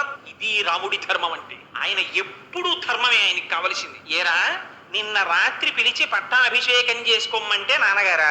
ఇవాళ పిలిచి అరణ్యవాసం చేయమంటే నాన్నగారు కాదా? రాజ్యం ఇస్తే నాన్నగారు, రాజ్యం ఇవ్వకపోతే నాన్నగారు కాదు. నేర్పాడండి జాతికి రామచంద్రమూర్తి. తండ్రి ఉండగా నాన్నగారు ఇల్లు ఎన్ని వాటాలు వేస్తారండి? మీకు వాటా ఎందుకు? నలుగురి దగ్గర 4 నెలలుంటే మీ జీవితం వెళ్ళిపోదా? 2 స్ట్రోక్స్ ఇప్పటికే వచ్చాయి, ఏం ఉండిపోతారా ఉట్టి కట్టుకుని అని అడిగేటటువంటి పిల్లలు పుట్టిన దేశంలో ఎలా బ్రతకాలో, తండ్రితో ఎలా మాట్లాడాలో, తమ్ముడికి ఎలా నచ్చ చెప్పాలో నేర్పాడు రామచంద్రమూర్తి. ధర్మానికి కట్టుబడి. అందుకే రామాయణం కల్పిత గాథ కాదు. రామాయణం ఎంతకాలం బ్రతికుంటుందో అంతకాలమే మానవత్వం బ్రతికుంటుంది. రామాయణం అక్కర్లేదన్నాడు, మానవత్వం అక్కర్లేదు, పోతుంది మానవత్వం. అది రాముడు చెప్పిన మాట. నిన్నను రాజ్యం ఇస్తానన్నవాడు తండ్రే, ఇవాళ అరణ్యవాసం చెయ్యమన్నవాడు తండ్రే. అందుకని నాకు కావలసింది పితృవాక్య పరిపాలనం తప్ప నా సుఖమా కాదా అన్నది నాకు అక్కర్లేదు, నేను అరణ్యవాసానికి వెళ్ళిపోతానన్నాడు. భార్య దగ్గరికి వెళ్ళాడు. సీతమ్మ తల్లండి. అంత రాముడు కూడా సీతమ్మకి చెప్పవలసి వస్తే కుంగిపోయాట. భార్య కదా. సీత కొంచెం బాధ వచ్చింది, 14 ఏళ్ళు అరణ్యవాసం చెయ్యాలి, బయలుదేరుతున్నానన్నాడు. అంటే సీతమ్మంది, ఎవడు దానికి అంత బాధపడుతున్నారు ఎందుకు? వెడుతున్నానంటున్నారేమిటి? వెడుతున్నామనండి, నేను వస్తున్నానండి. అంటే ఆయన అన్నాడు, అదేమిటి నువ్వెక్కడి నుంచి వస్తావు, నువ్వెందుకు వస్తావు? నువ్వు రావడానికి వీల్లేదు, మా నాన్నగారు నన్ను అరణ్యవాసం చేయమన్నారు కానీ నిన్న అరణ్యవాసం చేయమని లేదన్నారు. అంటే రాముడి ధర్మం చూడండి, నిజంగా చదవాలి అయోధ్యకాండ. ఒకసారి అయోధ్యకాండ చదివినా విన్నా ఆశ్చర్యంగా ఉంటుంది. నేను టైం లేదని కుదించేస్తున్నాను కానీ నిజానికి చాలా బాధతో అసలు నిజంగా ఏమి సంవాదం జరుగుతుందండి సీతారాముల మధ్య. నువ్వు రావద్దన్నాడు. అంటే ఆవిడంది, ఎందుకు రాకూడదని? భర్త భార్యని సుఖపెట్టాలి తప్ప కష్టపెట్టకూడదు. ఇక్కడుంటే సుఖపడతావు, అక్కడికి వస్తే కష్టపడతామంది. అంటే ఆవిడంది, ఏం కష్టం ఉంటుంది అక్కడ? పాములు పాకుతాయి, దోమలు కుడతాయి, క్రూర మృగాలు అరుస్తాయి, చెట్టు చామల కింద పడుకోవాలి అని అన్నీ చెప్తే ఆవిడంది, ముళ్ళు ఉంటాయండి అని. రాముడంటే సీతమ్మంది, మీరు 14 సంవత్సరములు పాదుకలు లేకుండా నడుస్తారు కదా, గురువులకి దర్భలు తీసుకెళ్లేటప్పుడు శిష్యులు మొదలు వరకు కోసేస్తారు కదా, ఆ ముళ్ళిలా పైకి లేచి ఉంటాయి. పాదుకలు లేకుండా మీరు కాలు పెట్టినప్పుడు అవి మీ కాళ్లలో గుచ్చుకుని రక్తం కారుతుందేమో. అగ్రతస్తే గమిష్యామి మృద్నంతి కుశకంటకాన్. అందుకని నేను ముందెడతాను, ఆ దర్భల్ని తొక్కుతాను, అవి మెత్తపడ్డాక మీరు నడుద్దురు గాని ఆ శుశ్రూష చెయ్యలేనప్పుడు నేను ఎందుకు? సాధారణంగా అక్కడ చాలా కష్టం ఉంటుంది. అంటే మీరు వెళ్ళిరండి అన్నది కాదు భార్య. భార్య అంటే ఎలా ఉండాలో ధర్మం నేర్పిందండి మహాతల్లి. మా పుట్టింట్లో ఇలాంటి అలవాటు లేదండి, వీళ్ళింట్లో అంతే అన్నది భార్య. మెట్టినింటి పేరే స్మరించినది పతివ్రత మహాభాగా ఛాయేవాను గతా సదా. వాడి దౌర్భాగ్యం అన్నమాట అటువంటి భార్య దొరికిందండి. మీరు ఉత్తమ వంశ సంజాతులో కాదో నిర్ణయింపబడేది మీ ప్రవర్తన చేత. మీ అత్తగారిని, మీ మామగారిని, మీ అత్తవారి ఇంటిని, మీ భర్తని, మీ బావమరుదుల్ని, మీ మరుదుల్ని తలుచుకున్నది భార్య. అస్తమానం పుట్టింటి వైభవాన్ని మరిచిపోమని ఎక్కడా చెప్పలేదు. తండ్రిని, పుట్టింటి వైభవాన్ని గుర్తుపెట్టుకోవలసిందే. కానీ మాట్లాడినప్పుడల్లా వీళ్ళకి ఇదే అలవాటండి, మా ఇళ్లలో అలవాటు లేదు ఇది అంటారు కొందరు. అది వాడి దౌర్భాగ్యాన్ని సూచిస్తుంది. సీతమ్మ నేర్పింది అలా మాట్లాడకండి అని నేర్పింది ఆవిడ. అగ్రదస్తే గమిష్యామి మృద్నంతి కుశకంటకాన్. ఆవిడంది, నువ్వుండగా నాకు కష్టమేమిటి రామా? అసలు నా తంత్రి వజ్జతే వీణ నా చక్రే వర్తతే రథ నా పతి సుఖం సమేదేత యస్యాదపి శతాత్మజ. ఇక్కడ దశరథుడున్నాడు, లక్ష్మణుడున్నాడు, భరతుడున్నాడు, శత్రుఘ్నుడున్నాడు, వాళ్ళందరూ రక్షిస్తారు, నువ్వు ఇక్కడుంటూ నీకు ఇక్కడ సుఖం ఉంటుందంటే ఏమిటయా? నా తంత్రి వజ్జతే వీణ. వీణ తీగ కోటి చేత కొట్టబడి దెబ్బతిని మోగుతుంది. వీణ తీగ మోగుతోందంటారా, వీణ మోగుతోందంటారా? రథచక్రం రహదారి మీద నడిచేటప్పుడు గోతుల్లో పడి దెబ్బలు తిని నడుస్తుంది. రథచక్రాలు నడుస్తున్నాయంటారా, రథం నడుస్తోందంటారా? అమ్మ నిద్ర లేచి నిద్ర మంచం మించి దిగుతుంటే అరిచేతులు అమ్మ కాళ్ళ కింద పెట్టి నడిపించేటటువంటి 1000 మంది కుమారులు ఉండవచ్చు కాక, ఇంతమంది ఇచ్చేటటువంటి సుఖం, భర్త ఇచ్చేటటువంటి సుఖం ముందు కోటో వద్దుకి సరిపోదు. ఉన్నది అయోధ్య, నువ్వు లేనిది అరణ్యం, నాకు అక్కర్లేదు, నీతో వస్తాను అంటే రాముడు అన్నాడు. ఎంత చిత్రమైన మాట అన్నాడో తెలుసా అండి? ఇది రాముడు అనగలడు, వేరొకడు అనలేడు. విప్రియం చ కర్తవ్యం భరతస్య కదాచన సహి రాజా ప్రభుత్వైవ దేవస్య చ కులస్య చ. సీత, భరతుడు రాజవుతున్నాడు, ఆయన యువరాజు అవుతాడు. నువ్వు వదిన గారిగా ఇంతకు ముందు నువ్వు మరిది కదా అని, ఓయ్ భరత ఇలా రావోయ్ అని పిలిచి స్వతంత్రంగా ఆయనకి కొన్ని పనులు చెప్పేదానివి. ఇప్పుడు అలా పిలవకు సుమా, ఆయన యువరాజు. మన కుల గౌరవం ఆయన చేతిలో ఉంది. ఆయన సింహాసనం మీద కూర్చుంటాడు. అరమరికలిరిగి భరతుడి పట్ల గౌరవంతో ప్రవర్తించడం నేర్చుకో. ఇది రాముడు చెప్పిన మాట. తన రాజ్యాన్ని భరతుడు కొట్టేస్తుంటే ఈ మాట భార్యకి చెప్పగలిగినటువంటి వాడు ఉంటాడండి ప్రపంచంలో? తన కుల గౌరవం మీద, తన తండ్రి మాట మీద, తన తమ్ముడి రాజ్యాధికారం మీద రాముడికున్న ప్రేమ అటువంటిది. నేను విననేగాక వినను. అహం గమిష్యామి వనంస దుర్గమం మృగాయుతం వానరైర్యుతం అహం నివశ్యామి యథాపితుర్గృహే తవైవ పాదాయుపగృహ్య సంయుత అని అవతార ప్రయోజనాన్ని జ్ఞాపకం చేసింది అమ్మవారు. నేను అక్కడే ఉంటాను అరణ్యంలో అంటే భార్య ఎటువంటిదో గుర్తెరగకుండా భర్త తాళి కట్టిన దగ్గర నుంచి ఏ పని పడితే ఆ పని చెప్పకూడదు. ఇది రాముడు చెప్పిన తీర్పు. భగవంతుడి చేత ఇయ్యబడినటువంటి కానుక భార్య. అందుకని ఎప్పుడు పడితే ఎప్పుడు, ఎలా పడితే అలా తను ఎక్కడికో తనకిష్టమైన పనులు చెయ్యడానికి వెళ్ళిపోతూ భార్యని కూడా నీ ఇష్టంతో సంబంధం లేదు, నన్ను కట్టుకున్న తర్వాత నా ఇష్టం అని చెప్పేసి అస్తమానం ఆవిడ్ని బలవంత పెట్టకూడదు. భార్యని ఎంత జాగ్రత్తగా చూసుకోవాలో నేర్పాడండి రామచంద్రమూర్తి. ఎందుకని జనక మహారాజు గారు కన్యాదానం చేస్తూ చెప్పాడు, ఈవిడ కామ్యపత్ని కాదు, నీ చిత్తం వచ్చినట్టు నీ చేతిలో ధనస్సు పట్టుకున్నట్టు, కత్తి పట్టుకున్నట్టు నీ ఇష్టం వచ్చినట్టు వాడడానికి వీల్లేదు. ఈవిడ పతివ్రత, మహాభాగా, ఛాయేవానుగత సదా, అందుకిస్తున్నాను రామా అన్నాడు. ఆ మాట గుర్తు పెట్టుకున్నాడు. తను ఎందుకు కన్యని స్వీకరించాడో గుర్తు పెట్టుకున్నాడు. నీ అంత నువ్వు పరిపూర్ణమైన మనస్సుతో వస్తున్నావో లేదో పరిశీలించడానికి ఈ మాట అన్నాను. ఇంత నిండు మనస్సుతో నాతో నువ్వు వస్తే స్వాగతిస్తున్నాను సీత, నాతో రా అన్నాడు. ఇది రాముడి ధర్మం.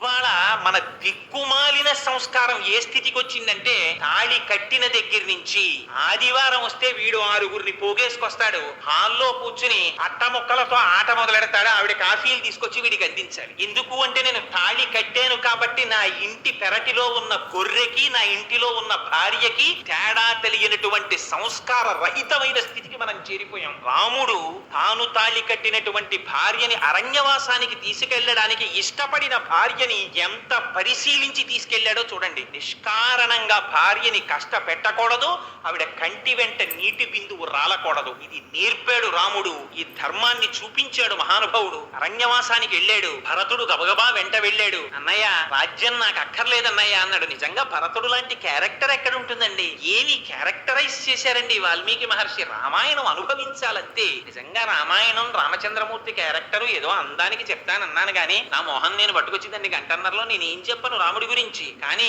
అసలు నిజంగా పాపం భరతుడికి తెలియనే తెలియదు రాముడు అరణ్యవాసానికి వెళ్ళిపోయాడని. వచ్చి కైకమ్మ తల్లి కాళ్ళ మీద పడ్డాడు. పడి, అమ్మ నాన్నగారు ఎక్కడా ముందు తండ్రి గారికి నమస్కారం చేద్దామని వెళ్ళాడు, కనపడలేదు. కైకమ్మ దగ్గరికి వచ్చి కైకమ్మ పాదాల మీద పడ్డాడు. పడితే ఆవిడంది, ఉత్తిష్టోత్తిష్ట కింశేషే రాజన్ పుత్ర మహాయశ. ఓ రాజా లేవోయ్.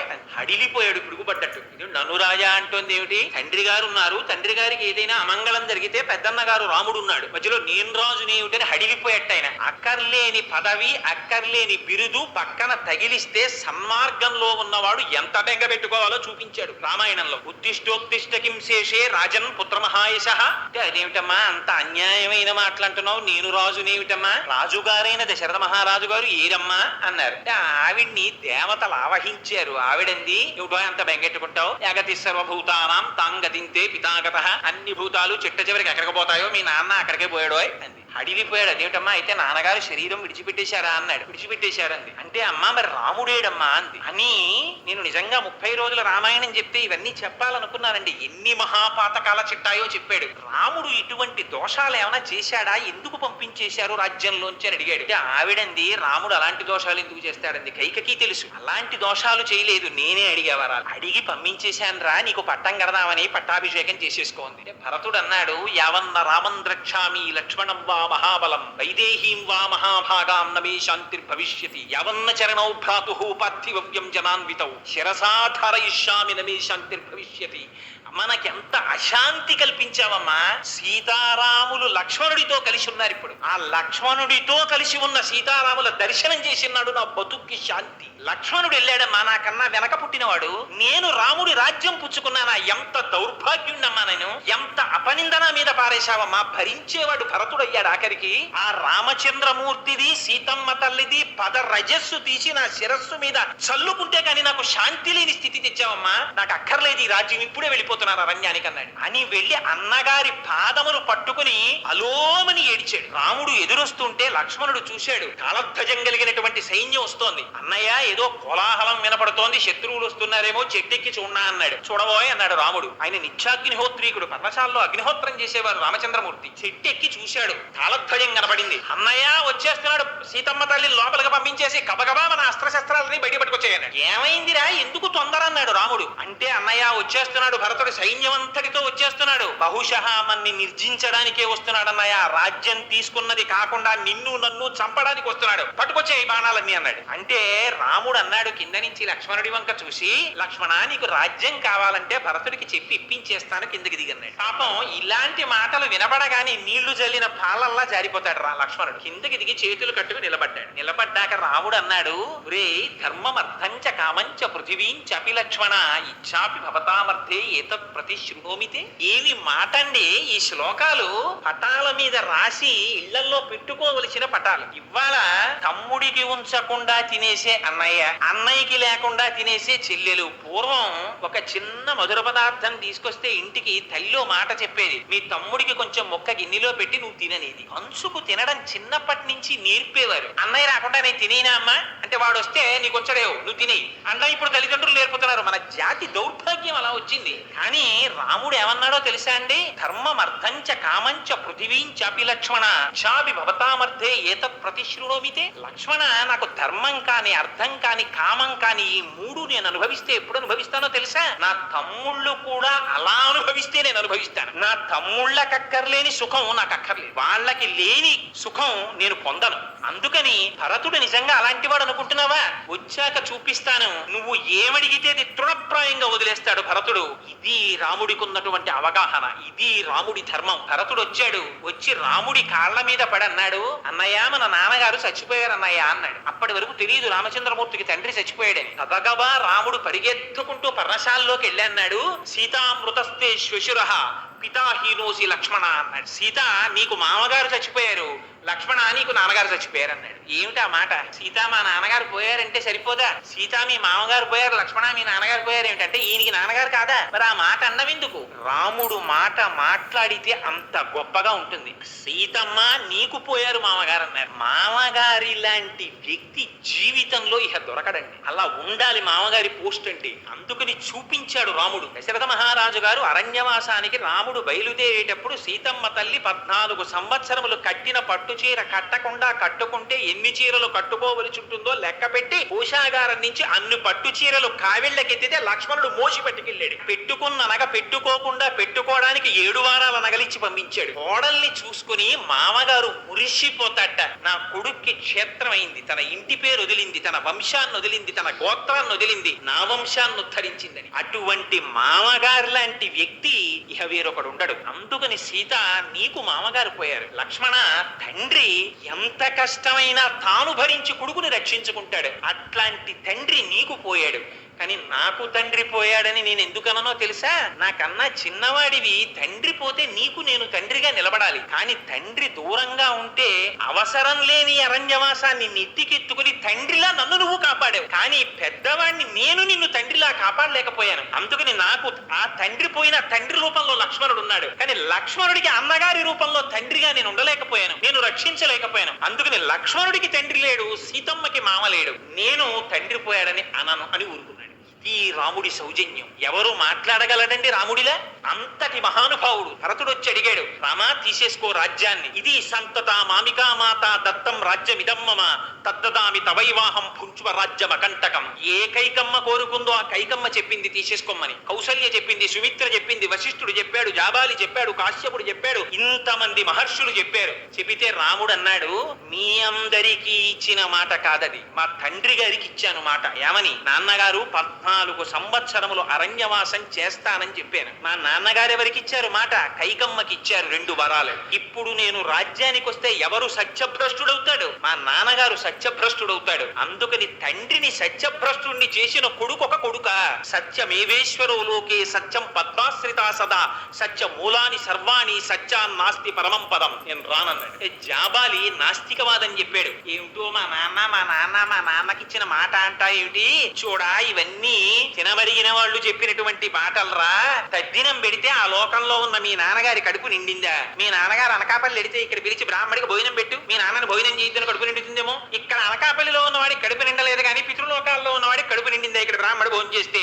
ఏదో వాళ్ళు ఇవన్నీ పెట్టారు, ఉట్టి మాటలు నమ్మక రామా అన్నాడు. పితృలోకం ఏమిటి, దశరథుడు ఏమిటి, తండ్రి ఏమిటి? ఏదో ఆయనకి మీ అమ్మాయితో కామం కలిగింది, వీర్యాన్ని నిక్షేపించాడు, నువ్వు పుట్టావు. ఇప్పుడు తండ్రి తండ్రి తండ్రి తండ్రి నిన్ను కందామని మీ అమ్మతో ఏం సంగమించాడు ఏమిటి ఆయన? అందుకని ఇలాంటి పిచ్చి పెట్టుకోకు, రాజ్యం పుచ్చుకో అన్నాడు. అంటే రాముడు అన్నాడు, ఇంత నాస్తికుడవని తెలిసి నీలాంటి వాణ్ణి మా నాన్నగారు ఎలా పెట్టుకున్నారు పురుగులు అని అడిగాడు. నీ పాటి ధర్మం నాకు తెలియక కాదు, నీ కంటితో చూసింది నిజం కాదు, వేదం చెప్పింది ప్రమాణం. తద్దినం ఎందుకు పెట్టాలో కూడా రాముడు చెప్పాడండి. వేదంలో చెప్పారు, ఇక్కడ కొడుకు తన చేతితో నీటిని విడిచిపెడితే అది పితృదేవతల యొక్క దాహం తీరుస్తుందని. వేదం ఏం చెప్పిందో అది ప్రమాణం, నువ్వు చెప్పింది ప్రమాణం కాదు. ఈ నాస్తికవాదం నా దగ్గర చెప్పకన్నాడు. కనీసం ఈ మాటలు వినైనా వస్తావేమోనని పిలిచాను తప్ప ఇది నిజమని మాత్రం కాదు రామా, నువ్వే గెలిచావన్నాడు జాబాలి. తండ్రికి మరణించాడని తెలిసి రాముడు పిండం పెట్టాడండి. దేంతో పెట్టాడో తెలుసా? గారపిండి ముద్దతో పెట్టాడు. పిండం దర్భల మీద పెడితే ఆ వెనకాతలు వస్తున్నారు కౌసల్య, సుమిత్ర, కైకేయి. కౌసల్య చూసి అంది, రాముడు గారపిండి ముద్దతో పిండ ప్రదానం చేశాడంటే రాముడు గారపిండి తిని బతుకుతున్నాడనమాట నా కొడుకని ఏడిచింది ఆవిడ. తాను ఏమి తింటే అటువంటి దాంతో తదినం పెట్టాలి. తను చక్రకేళి అరటిపండు, అమృతపాణి అరటిపండు రాత్రి తిని పడుకోవడం అలవాటు చేసుకుని తండ్రి గారి తద్దినానికి మాత్రం పావలాకి 8 అరటిపండు తేకూడదు. తను ఏం తింటే అది పెట్టాలి పితృకార్యంలో. అది నేర్పాడు రామచంద్రమూర్తి. అడుగడుగునా ధర్మమేనండి రాముడు, అడుగడుగునా సత్యమే. అందుకని నాకు అక్కర్లేదు రాజ్యం అన్నాడు, విడిచిపెట్టేశాడు. ప్రాయోపవేశం చేసేస్తానన్నాడు భరతుడు. నువ్వు రాజ్యానికి రాకపోతే ప్రాయోపవేశం చేస్తానన్నాడు. క్షత్రియుడు ప్రాయోపవేశం చెయ్యకూడదు. బ్రాహ్మణుడు కోరిక తీరకపోతే క్షత్రియుడు ముందు ప్రాయోపవేశం చెయ్యాలి. రాజ్యాధికారం ఉందా నువ్వు ప్రాయోపవేశం చేయడం ఏమిటి? మళ్ళీ ధర్మం తప్పావు. దీనికి ప్రాయశ్చిత్తం ఏమిటో తెలుసా? ఒక ధార్మికుడిని ముట్టుకో. ఎవడు ధర్మాన్ని కంటికి రెప్పలా అనుష్ఠానం చేస్తున్నాడో వాడిని ముట్టుకో, అప్పుడు నీకు ప్రాయశ్చిత్తం అన్నాడు రాముడు. దేవతలు వచ్చారు, ఋషులు వచ్చారు, అందరూ వచ్చి నిలబడ్డారు. ఎవరిని ముట్టుకోమని చెప్పారో తెలుసా అండి? రాముడిని ముట్టుకోమన్నారు. రాముడి లాంటి ధార్మికుడు లేడు. అంతటి మహానుభావుడు రామచంద్రమూర్తి. అంటే ఆయన జీవిత పర్యంతం సత్యము ధర్మము, సత్యము ధర్మము, సత్యము ధర్మము, ఈ 2 తప్ప రాముడికి అసలు వేరొక విషయం అక్కర్లేదు. ఈ రెండింటినే ఆయన అనుష్ఠానం చేస్తూ వెళ్ళాడు. అరణ్యకాండలోకి వెళ్ళాడు. జటాయువు మరణించింది. మరణించిన జటాయువుకి అగ్ని సంస్కారం చేసి నువ్వు ఊర్ధ్వలోకాలకి వెళ్ళిపో అన్నాడు. అదేమిటి? ఒక మనిషి ఎలా పంపిస్తాడు ఊర్ధ్వలోకాలకి? ఆయనకి తగిన పనే. ఒక మనిషి ఒక పక్షిని తిరియక్కిని ఊర్ధ్వలోకాలకి పంపించగలడా? పైగా మామూలు లోకాలకి పంపించలేదు. ఏమని సంకల్పం చేశాడో తెలుసా అండి? సర్వసంగ పరిత్యాగం చేసినటువంటి సన్యాసులు, గృహస్థాశ్రమంలో ఉండి ప్రతిఫలాపేక్ష లేకుండా యజ్ఞయాగాది క్రతువులను నిర్వహించినటువంటి మహాత్ములు, అటువంటి వారు ఎటువంటి ఉత్తమ లోకములను పొందుతారో, ఎటువంటి పునరావృత్తి రహిత శాశ్వత శివ సాయుధ్యమును పొందుతారో అటువంటి సాయుధ్యమును నీవు పొందెదవుగాక అన్నాడు. రాముడికి అంత శక్తి ఎక్కడి నుంచి వచ్చిందన్నారు. వెంటనే మహర్షి తీర్పు చెప్పారు. రాముడికి అంతటి శక్తి, ఆయన స్వయంగా సత్యాన్ని అనుష్ఠానం చేశాడు. సత్యేన లోకాన్ జయతి దీనేన్ దానేన రాఘవ గురూన్ శుశ్రూషయ ధనుషాయుధి శాస్త్రవాన్. ఆయన సత్యం చేత సమస్త లోకాల్ని గెలిచారు. దీనులకి దానమిచ్చి గెలిచారు, గురువులకి శుశ్రూష చేసి గెలిచారు. అందుకని నరుడిగా వచ్చి మానవుడు మాధవుడయ్యాడు. అయి రామచంద్రమూర్తి మోక్షం ఇవ్వగలిగాడు. రాముడంటే ఎవరో సర్టిఫికెట్ ఇచ్చినవాడు ఎవడో తెలుసా అంటే రాముడు ధర్మాత్ముడని. మహర్షులు ఇవ్వలేదు ఆయనకి సర్టిఫికెట్, ప్రజలు ఇవ్వలేదు ఆయనకి సర్టిఫికెట్, ఒక రాక్షసుడు ఇచ్చాడు సర్టిఫికెట్. మారీచుడి దగ్గరికి వెళ్ళి రావణాసురుడు అడిగాడు, నువ్వు మాయావేషంలో వచ్చి బంగారు జింకల హా సీత హా లక్ష్మణ అని పిలు, నేను వెళ్ళి సీతమ్మ తల్లిని అపహరిస్తానన్నాడు. అంటే మారీచుడు అన్నాడు, రాముడంటే ఎవడనుకుంటున్నావురా? రామో విగ్రహవాన్ ధర్మ సాధు సత్యపరాక్రమ. రాముడు పోత పోసేసినటువంటి ధర్మం తన కాళ్లతో నడిచి తిరిగితే దానికి మారుపేరు రాముడు. రాముడు మనిషిగా వచ్చాడు, అందుకే భార్యని అపహరించాడు రావణాసురుడు.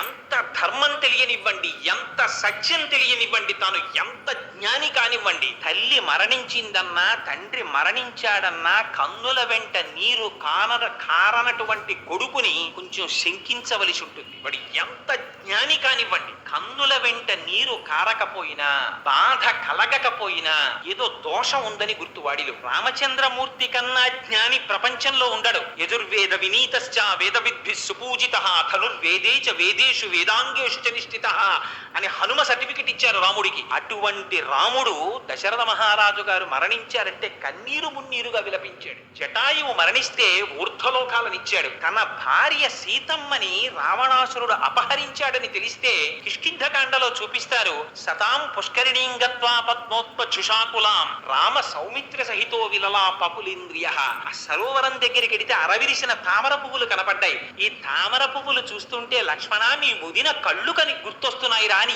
ఏడిచాడు రాముడు. మయూరస్య వనేనూనం రక్షసా నహృతా ప్రియ తస్యాన్ రుచ్యతి రమ్యేషు వనేషు సహకాంతయ. తిరిగి వెళ్ళిపోతుంటే ఒక ఆడనెమలి మగనెమలి ఆడుకుంటున్నాయి. ఆ ఆడనెమలిని మగనెమలిని చూసి రాముడు అంటాడు, అవునులే నువ్వు మీ ఆవిడితో కలిసి ఎందుకు ఆడుకుంటావు, నాట్యం చేస్తావు, మీ ఆవిడ్ని రావణాసురుడు ఎత్తుకుపోలేదుగా అన్నాడు. రాముడు అనొచ్చా ఆ మాట? హనుమ అంతటి వారు నవ్వుకునేవారు. మాల్యవత్ పర్వత శిఖరాల కిందకొచ్చి ఏమిటో పెద్ద రాముడు అంటారు, వశిష్ఠ మహర్షి శిష్యుడు అంటారు, విశ్వామిత్రుడి దగ్గర ఉపదేశం పొందాడంటారు, మొగాడికి పెళ్ళైతే ఇలా ఉంటాడులా ఉంది, ఎప్పుడు హాసీత హాసీత హాసీత అంటుంటాడని నవ్వుకునేవారట. అదే హనుమ శిశుపావృక్షం నుంచి సీతమ్మ తల్లిని చూసి అన్నారు, రాముడు నిజంగా రాముడా? దుష్కరం కృతవాన్ రామ, సుందరకాండ. దుష్కరం కృతవాన్ రామ యయిమాం మత్తకాశినీం సీతాం వినా మహాబాహు ముహూర్తమపి జీవతి. రాముడి గుండె కాదు బండ. ఇటువంటి సీతమ్మని విడిచిపెట్టి ఇంకా బతికున్నాడంటే ఆయన ఈ గుండెని ఎలా చెప్తానన్నాడు. భార్యని చూస్తే భర్త గుర్తు రావాలి, భర్తని చూస్తే భార్య గుర్తు రావాలి. అసలు ఇలాంటి సీతారాములు ఒకరిని విడిచిపెట్టి ఒకరు ఎలా బతికున్నారన్నారు హనుమ. అస్య దేవ్యా మనస్తస్మిన్ తస్య చాస్యాం ప్రతిష్ఠితం తేనేయం సచి ధర్మాత్మ ముహూర్తమపి జీవతి. రాముడి మనసు రాముడి దగ్గర లేదు, సీతమ్మ మనసు సీతమ్మ దగ్గర లేదు. సీతమ్మ మనసు రాముడి దగ్గరుంది, రాముడి మనసు సీతమ్మ దగ్గరుంది. అందుకని వీళ్ళిద్దరూ ఇంకా బతికున్నారని సర్టిఫికెట్ ఇచ్చారు హనుమ. ఇది దాంపత్యం అంటే. అందుకని జీలకర్ర బెల్లం పెట్టుకోవడం, అందుకు పణిగ్రహణం చెయ్యడం. అంతేగాని పెళ్ళాం ఊరెళితే అని వాల్ పోస్ట్ వేయడానికి భారతీయ సంస్కారం రాలేదు. అది దిక్కుమాలిన సంస్కారం. దాన్ని సెల్యులాయిడ్ మీద 3 గంటల సేపు 25 రూపాయలు ఇచ్చి కూర్చుని చూసేటటువంటి దౌర్భాగ్యానికి ఈ జాతి జారిపోవడం మన దౌర్భాగ్యానికి పరాకాష్ట. ఎక్కడ ఉన్నా భార్య పక్కన లేకపోయినా తన మనస్సు భార్య దగ్గర ఉండడం, భార్య మనస్సు భర్త దగ్గర ఉండడం, ఇది సీతారాములు నేర్పింది. దీనికోసమని వివాహానికి శుభలేఖ వేస్తే జనక్యాహ కమలాంజలిపుటేయాహ పద్మరాగాయితాహ నమ శివాభ్యాం నవ యవ్వనాభ్యాం పరస్పరాశ్లిష్టవపురద్ధరాభ్యాం నగేంద్ర కన్యా వృషకేతనాభ్యాం నమో నమశంకర పర్వతీభ్యాం అని అటువంటి దాంపత్యం కావాలని అడిగారు. అదిగో అది రామాయణం అంటే. ఒక్క శ్లోకం చెప్పి పూర్తి చేసేస్తాను, ఎందుకంటే నేను ఇలా చెబుతూ వెళ్ళిపోతే మిమ్మల్ని ఇబ్బంది పెట్టాలని నేను అనుకోవట్లేదు మహాప్రభో. మేము తెరగా దొరికాం కదా అని. అన్యోపదేశ వేళాయాం సర్వే వ్యాస పరాశరాహ అని ఒక సూక్తి వినేవాడు దొరికితే ప్రతివాడు వ్యాసుడు పరాశరుడే. అందుకని వీడు మమ్మల్ని ఇలా చిత్రవద పెట్టేస్తున్నాడు ఏమిటి, ఏదో పిలిచాం కదా అని అనుకోకండి. ఒక్క శ్లోకం చెప్పి పూర్తి చేసేస్తాను. యుద్ధకాండలో లక్ష్మణుడు ఇంద్రజిత్తుతో యుద్ధం చేస్తున్నాడు. ఎన్ని అస్త్రములున్నాయో అన్నీ ప్రయోగించాడు, కానీ అన్నిటినీ కూడా ఉపసంహారం చేస్తున్నాడు ఇంద్రజిత్తు. ఆలస్యం అయిపోతోంది. పక్కన ఋషులు కూడా వచ్చి నిలబడ్డారు. నిలబడి చిట్ట చివర లక్ష్మణుడితో ఒక మాట చెప్పారు. లక్ష్మణ, ఇంకా ఆలస్యం చెయ్యకు, తొందరగా నీ ధనస్సులోకి బాణాన్ని సంధించి విడిచిపెట్టి ఇంద్రజిత్తుని సంహరించు, లేకపోతే వాడి బలం పెరిగిపోతుందన్నారు. ఏ అస్త్రాన్ని ప్రయోగించాలో లక్ష్మణుడికి అర్థం కాలేదు. ఒక అగ్నిహోత్రం లాంటి బాణాన్ని తీసి ధనస్సుకి సంధించాడు. అది ధనుర్వేదంలో లేని మంత్రం. దీన్ని రామాయణానికి మూలమంత్రం అంటారు. ఏమన్నాడో తెలుసా అండి? ధర్మాత్మ సత్యసంధశ్చ, యుద్ధకాండ. ధర్మాత్మ సత్యసంధశ్చ రామో దశరథిర్యది పౌరుషేచా ప్రతిద్వంద్వ శరైనం జహిరావిణం. మా అన్న రాముడు ధర్మాత్ముడైతే, సత్యసంధుడైతే, ధర్మాత్మ సత్యసంధశ్చ రామో దశరథిర్యది, రాముడు దశరథ మహారాజు గారికే కొడుకైతే, పౌరుషేచా ప్రతిద్వంద్వ, నేను విడిచిన బాణం చేత ఇంద్రజిత్ సంహరింపబడుగాక అని విడిచిపెట్టాడు బాణం. ఆ బాణం తగిలిందంటే కుండలములతో కూడినటువంటి ఇంద్రజిత్తు యొక్క శిరస్సు ఆ వక్షస్థలం నుంచి వేరుబడి డుళ్ళి కింద పడిపోయింది. ఎక్కడి నుంచి వచ్చింది ఆ బాణానికి అంత శక్తి? రాముని యొక్క శీలం అందులో నిరూపించారు. అనొచ్చా లక్ష్మణుడి మాటలు? ధర్మాత్మ, రాముడు ధర్మాత్ముడైతే అన్నాడు. ఏమిటి ధర్మం? రాముడి గురించి అందరూ ఒకటి చెప్తుంటారు. అందులో దిక్కుమాలిన సినిమాలు వచ్చిన తర్వాత ప్రతిదానికి రాముడి. ఇంట్లో రాముడు, వీధిలో కృష్ణుడు. వీడికి ఏదో రామకృష్ణుల యొక్క జీవితం అంతా తెలుసున్నట్టు. అందుకని ప్రతివాడు చెప్పేది ఏమిటంటే చెట్టు చాటు నుంచి కొట్టినవాడు రాముడొక రాముడా. వీడు ఎంత చదివాడో నాకు అర్థం కాదు, కానీ పెద్దలను ఆశ్రయించి తెలుసుకోవడం అన్నది పోయింది ఈ జాతికి. ఈ బాధ ఎవరి వరకు పడ్డారో తెలుసా అండి? చంద్రశేఖర పరమాచార్యుల వారంతటి వారు బాధపడ్డారు. ఇవాళ అక్కర్లేని విషయాలతో కూడిన పుస్తకాలన్నీ బజార్లో ఉన్నాయి. సబ్బులు ఎన్నున్నాయో అన్ని పుస్తకాలు వచ్చాయి, కానీ సక్రమంగా చెప్పగలిగినటువంటి వ్యాఖ్యానాలు ఒక్కట్లేవు. అది చంద్రశేఖరులు బాధపడ్డారు. అందుకని ధర్మాత్మ, నిజంగా రాముడు ధర్మాత్ముడైతే ఎందుకన్నాడు లక్ష్మణుడు? చెట్టు చాటు నుంచి వాలిని కొట్టి రాముడు చంపేశాడు. ప్రతి వాడికి ఇదోడు దొరికింది. నిజంగా చెట్టు చాటు నుంచి రాముడు వాలిని కొడితే బాణం ఎక్కడ గుచ్చుకోవాలి? వీపులో గుచ్చుకోవాలి. ఎక్కడ గుచ్చుకుంది బాణం? వక్షస్థలంలో గుచ్చుకుంది. ఎదురుగుండా నించుని కొట్టన వాడి బాణం వక్షస్థలంలో ఎలా తగులుతుంది? దీనికి అసలు రహస్యం ఎక్కడుందంటే వాలి వేగం సామాన్యమైన వేగం కాదు. వాడు సంధ్యావందనం చేస్తే అర్ఘ్యం ఇవ్వడానికి 4 సముద్రాల ఒడ్లకి ఎగురుతాడు వాడు. అంత వేగం ఉంది వాడికి. ఆ వేగానికన్నా కూడా ఎక్కువ వేగం కలిగిన బాణం వెయ్యగలిగిన సమర్థత రాముడికి ఉందో లేదో చూశాడు సుగ్రీవుడు. అందుకని రాముడు కనపడగానే నేను చంపేస్తాను మీ అన్నయ్య అన్నాడు. అలా అంటే నమ్మలా సుగ్రీవుడు. ఏమిటో నువ్వు అలా చెప్పేస్తున్నావు, కానీ మా అన్నయ్య దుందుబిని చంపేశాడు, అదే ఈ కళేబరం, దీన్ని చిమ్ము చూస్తానన్నాడు. కాలి బొటన వేలుతో ఎత్తి విసిరాడు రాముడు. అయినా నమ్మలేదు. అది అప్పుడు చంపినప్పుడు రక్తమాంసాలతో ఉంది, ఇప్పుడు ఎండిపోయింది. దీన్ని చిమ్మామనుకో, కానీ ఎండిపోయింది, లెస్ వెయిట్ కదా, విసిరేశావు. ఇంకొక పరీక్ష, మా అన్నయ్య ఏం చేస్తాడంటే ఈ సాల వృక్షాన్ని ఇలా అంటాడు, ఆకులు రాలుతాయి, అది చూశావా అన్నాడు. అంటే రాముడు అన్నాడు, అదే కదా నీ బెంగ చూడని ఓ బాణం తీసి కొట్టాడు. 7 సాల వృక్షాలని ఛేదించి పాతాళ లోకానికి వెళ్ళి పైకొచ్చి మళ్ళీ లిప్త కాలంలో అతునీరంలోకి వెళ్ళిపోయింది బాణం. ఇవన్నీ చేశాక నమ్మాడు. ఏమిటి? సుగ్రీవుని నమ్మించడానికి రాముడు ఇంత రిహార్సల్ పాపం. ఇప్పుడు నువ్వు కొట్టచ్చు రా అన్నాడు. అని వెడితే వాలి వేగం కన్నా రామబాణపు వేగం ఎక్కువ. ఆ రామబాణ వేగాన్ని వాలి చూడలేదు, వచ్చేసి నాటేసింది వక్షస్థలంలో. అందుకని రాముడు ధర్మం తప్పలేదు, చూపించింది యుద్ధకాండలో. ధర్మాత్మ సత్యసంధశ్చ, రాముడు అబద్ధం ఆడాడన్నారు. పట్టాభిషేకం నిర్ణయించిన తరువాత మరునాడు ఉదయం అరణ్యవాసానికి రామచంద్రమూర్తిని రథం ఎక్కించుకుని సుమంత్రుడు తీసుకెళ్లిపోతున్నాడు. ఓ ప్రోటోకాల్ అని ఒకటి ఉంటుంది. దాంట్లో రాజుగారు ఉత్తరీయం జారిపోతుండగా గవాక్షంలోకి వచ్చి అరవకూడదు. కానీ దశరథ మహారాజు గారు కొడుకెళ్ళిపోతున్నాడన్న బెంగతో బయటికి వచ్చి రామా ఆగు ఆగు అంటున్నాడు. రాముడు ఆగట్లేదు. తన కింద పని చేస్తున్న సుమంత్రుడు రథం తోలుతున్నాడు. సుమంత్ర రథం ఆపు అన్నాడు రాజు దశరథుడు. సుమంత్రుడు సేవకుడు రథం ఆపాడు. ఆపుతున్నాడు సుమంత్రుడు. రాముడు అన్నాడు రథం నడుపు అన్నాడు. సారథి లోపల కూర్చున్న రథి మాట వినాలి. లోపల కూర్చున్న నీ మాట విననా, మహారాజు దశరథుడి మాట విననా అంటే రాముడు అన్నాడు లోపల కూర్చున్న రథి మాట వినాలి, సారథి నడుపు అన్నాడు. సరే ఇప్పుడు నడుపుతాను, కానీ రేపు తిరిగి వచ్చాక మీ నాన్న ఉరే రథం ఆపరా అంటే ఎందుకు ఆపలేదని అడిగితే ఏం చెప్పనన్నాడు. రథ చక్రాల చప్పుల్లో నువ్వు అసలు అరిచింది నాకు వినపడలేదని చెప్పన్నాడు. మరి అబద్ధం చెప్పడం ఓటి, చెప్పించడం ఓటినా? మరి అబద్ధం చెప్పలా రాముడు అన్నారు. కానీ ఇక్కడ ఒక ధర్మ సూక్ష్మం గుర్తించాలి. రాముడు తండ్రి మాటకి, ఆ చిన్న మాటకి కట్టుబడి రథం ఆపితే ఇహ దశరథుడు అరణ్యవాసానికి వెళ్ళనివ్వడు. వెళ్ళకపోతే తండ్రి సత్యభ్రష్టుడైపోతాడు. చిన్న అబద్ధం చెప్పి పెద్ద సత్యాన్ని ఆవిష్కరించాడు కనుక అది సత్యం కిందకు వస్తుంది, కానీ అసత్యం కిందకి రాదు. అందుకని ధర్మాత్మ సత్యసంధశ్చ రామో దశరథిర్యది, రాముడు దశరథుడి కుమారుడైతే. ఎందుకు ఈ అనుమానం? చాలా మందికి ఒక అనుమానం ఏమిటంటే పాయస పాత్ర పట్టుకొచ్చారు, పాయసం తింటే పిల్లలు పుట్టారు, కానీ దశరథ మహారాజు గారికి పుట్టారా?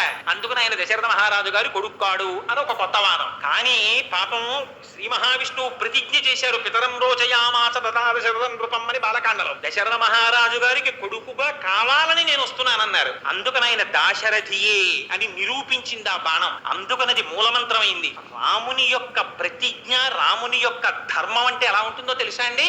సముద్రపు టొడ్డున కూర్చునుండగా విభీషణుడు వచ్చాడు, ఆకాశంలో నిలబడ్డాడు. శరణాగతి చేస్తున్నాను, నన్ను తీసుకోమన్నాడు. అంటే వానరులు, హనుమంతుడు, సుగ్రీవుడు అందరూ అన్నారు, వద్దు, శత్రుపక్షంలో వాడు, రావణాసురుడి తమ్ముడు, ఆయనకి శరణాగతి ఇవ్వకండి అన్నాడు. రాముడు అన్ని విని చిట్ట చివరికి అన్నాడు, మీకు ఒక చిన్న కథ చెప్తాను వినండి. పూర్వకాలంలో ఒక చెట్టు మీద 2 పక్షులు ఉండేవి. ఆ 2 పక్షులు కలిసి కిచకిచలాడుతూ సంతోషంగా ఉన్న సమయంలో ఒక బోయవాడు చెట్టు కిందకు వచ్చాడు. ఒక బాణం పెట్టి ఆడపక్షిని కొట్టాడు. ఆడపక్షి కింద పడింది. మగపక్షి చూస్తూ ఉండగా ఆ ఆడపక్షి యొక్క పీక నులిమేశాడు. ఆడపక్షి మరణించింది. దాన్ని తన బుట్టలో వేసుకుని పట్టుకుపోయాడు. కాల్చుకు తినేశాడు. దీన్ని మగపక్షి చూసింది.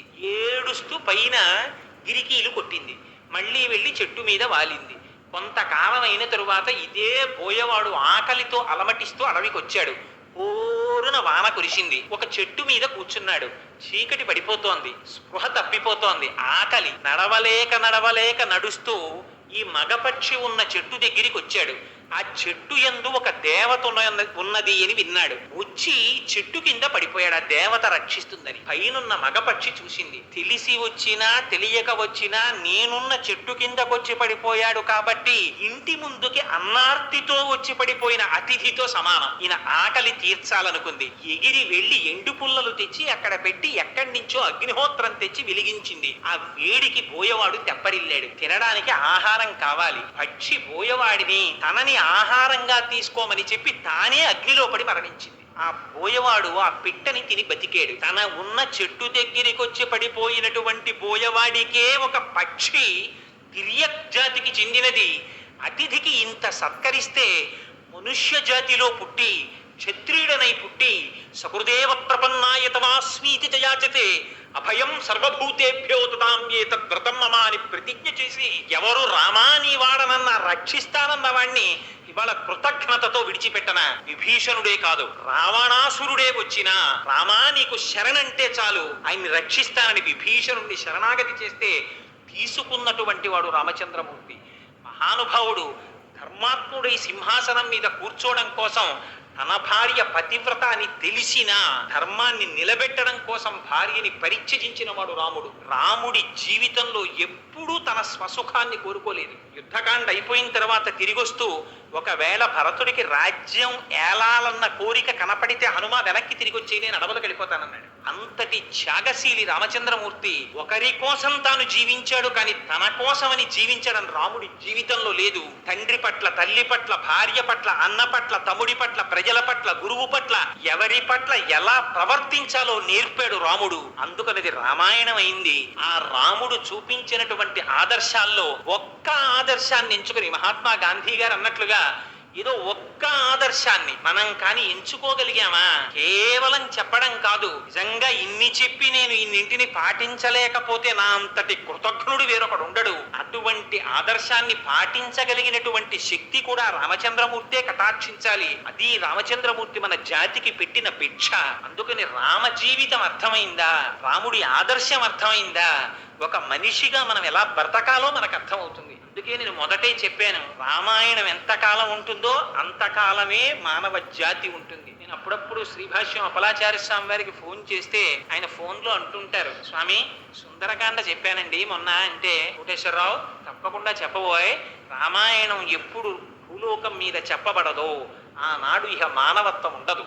మానవత్వం కోసం రామాయణం ప్రవచనం జరగాలి, తప్పకుండా చెప్పు నాయన అంటుంటారు.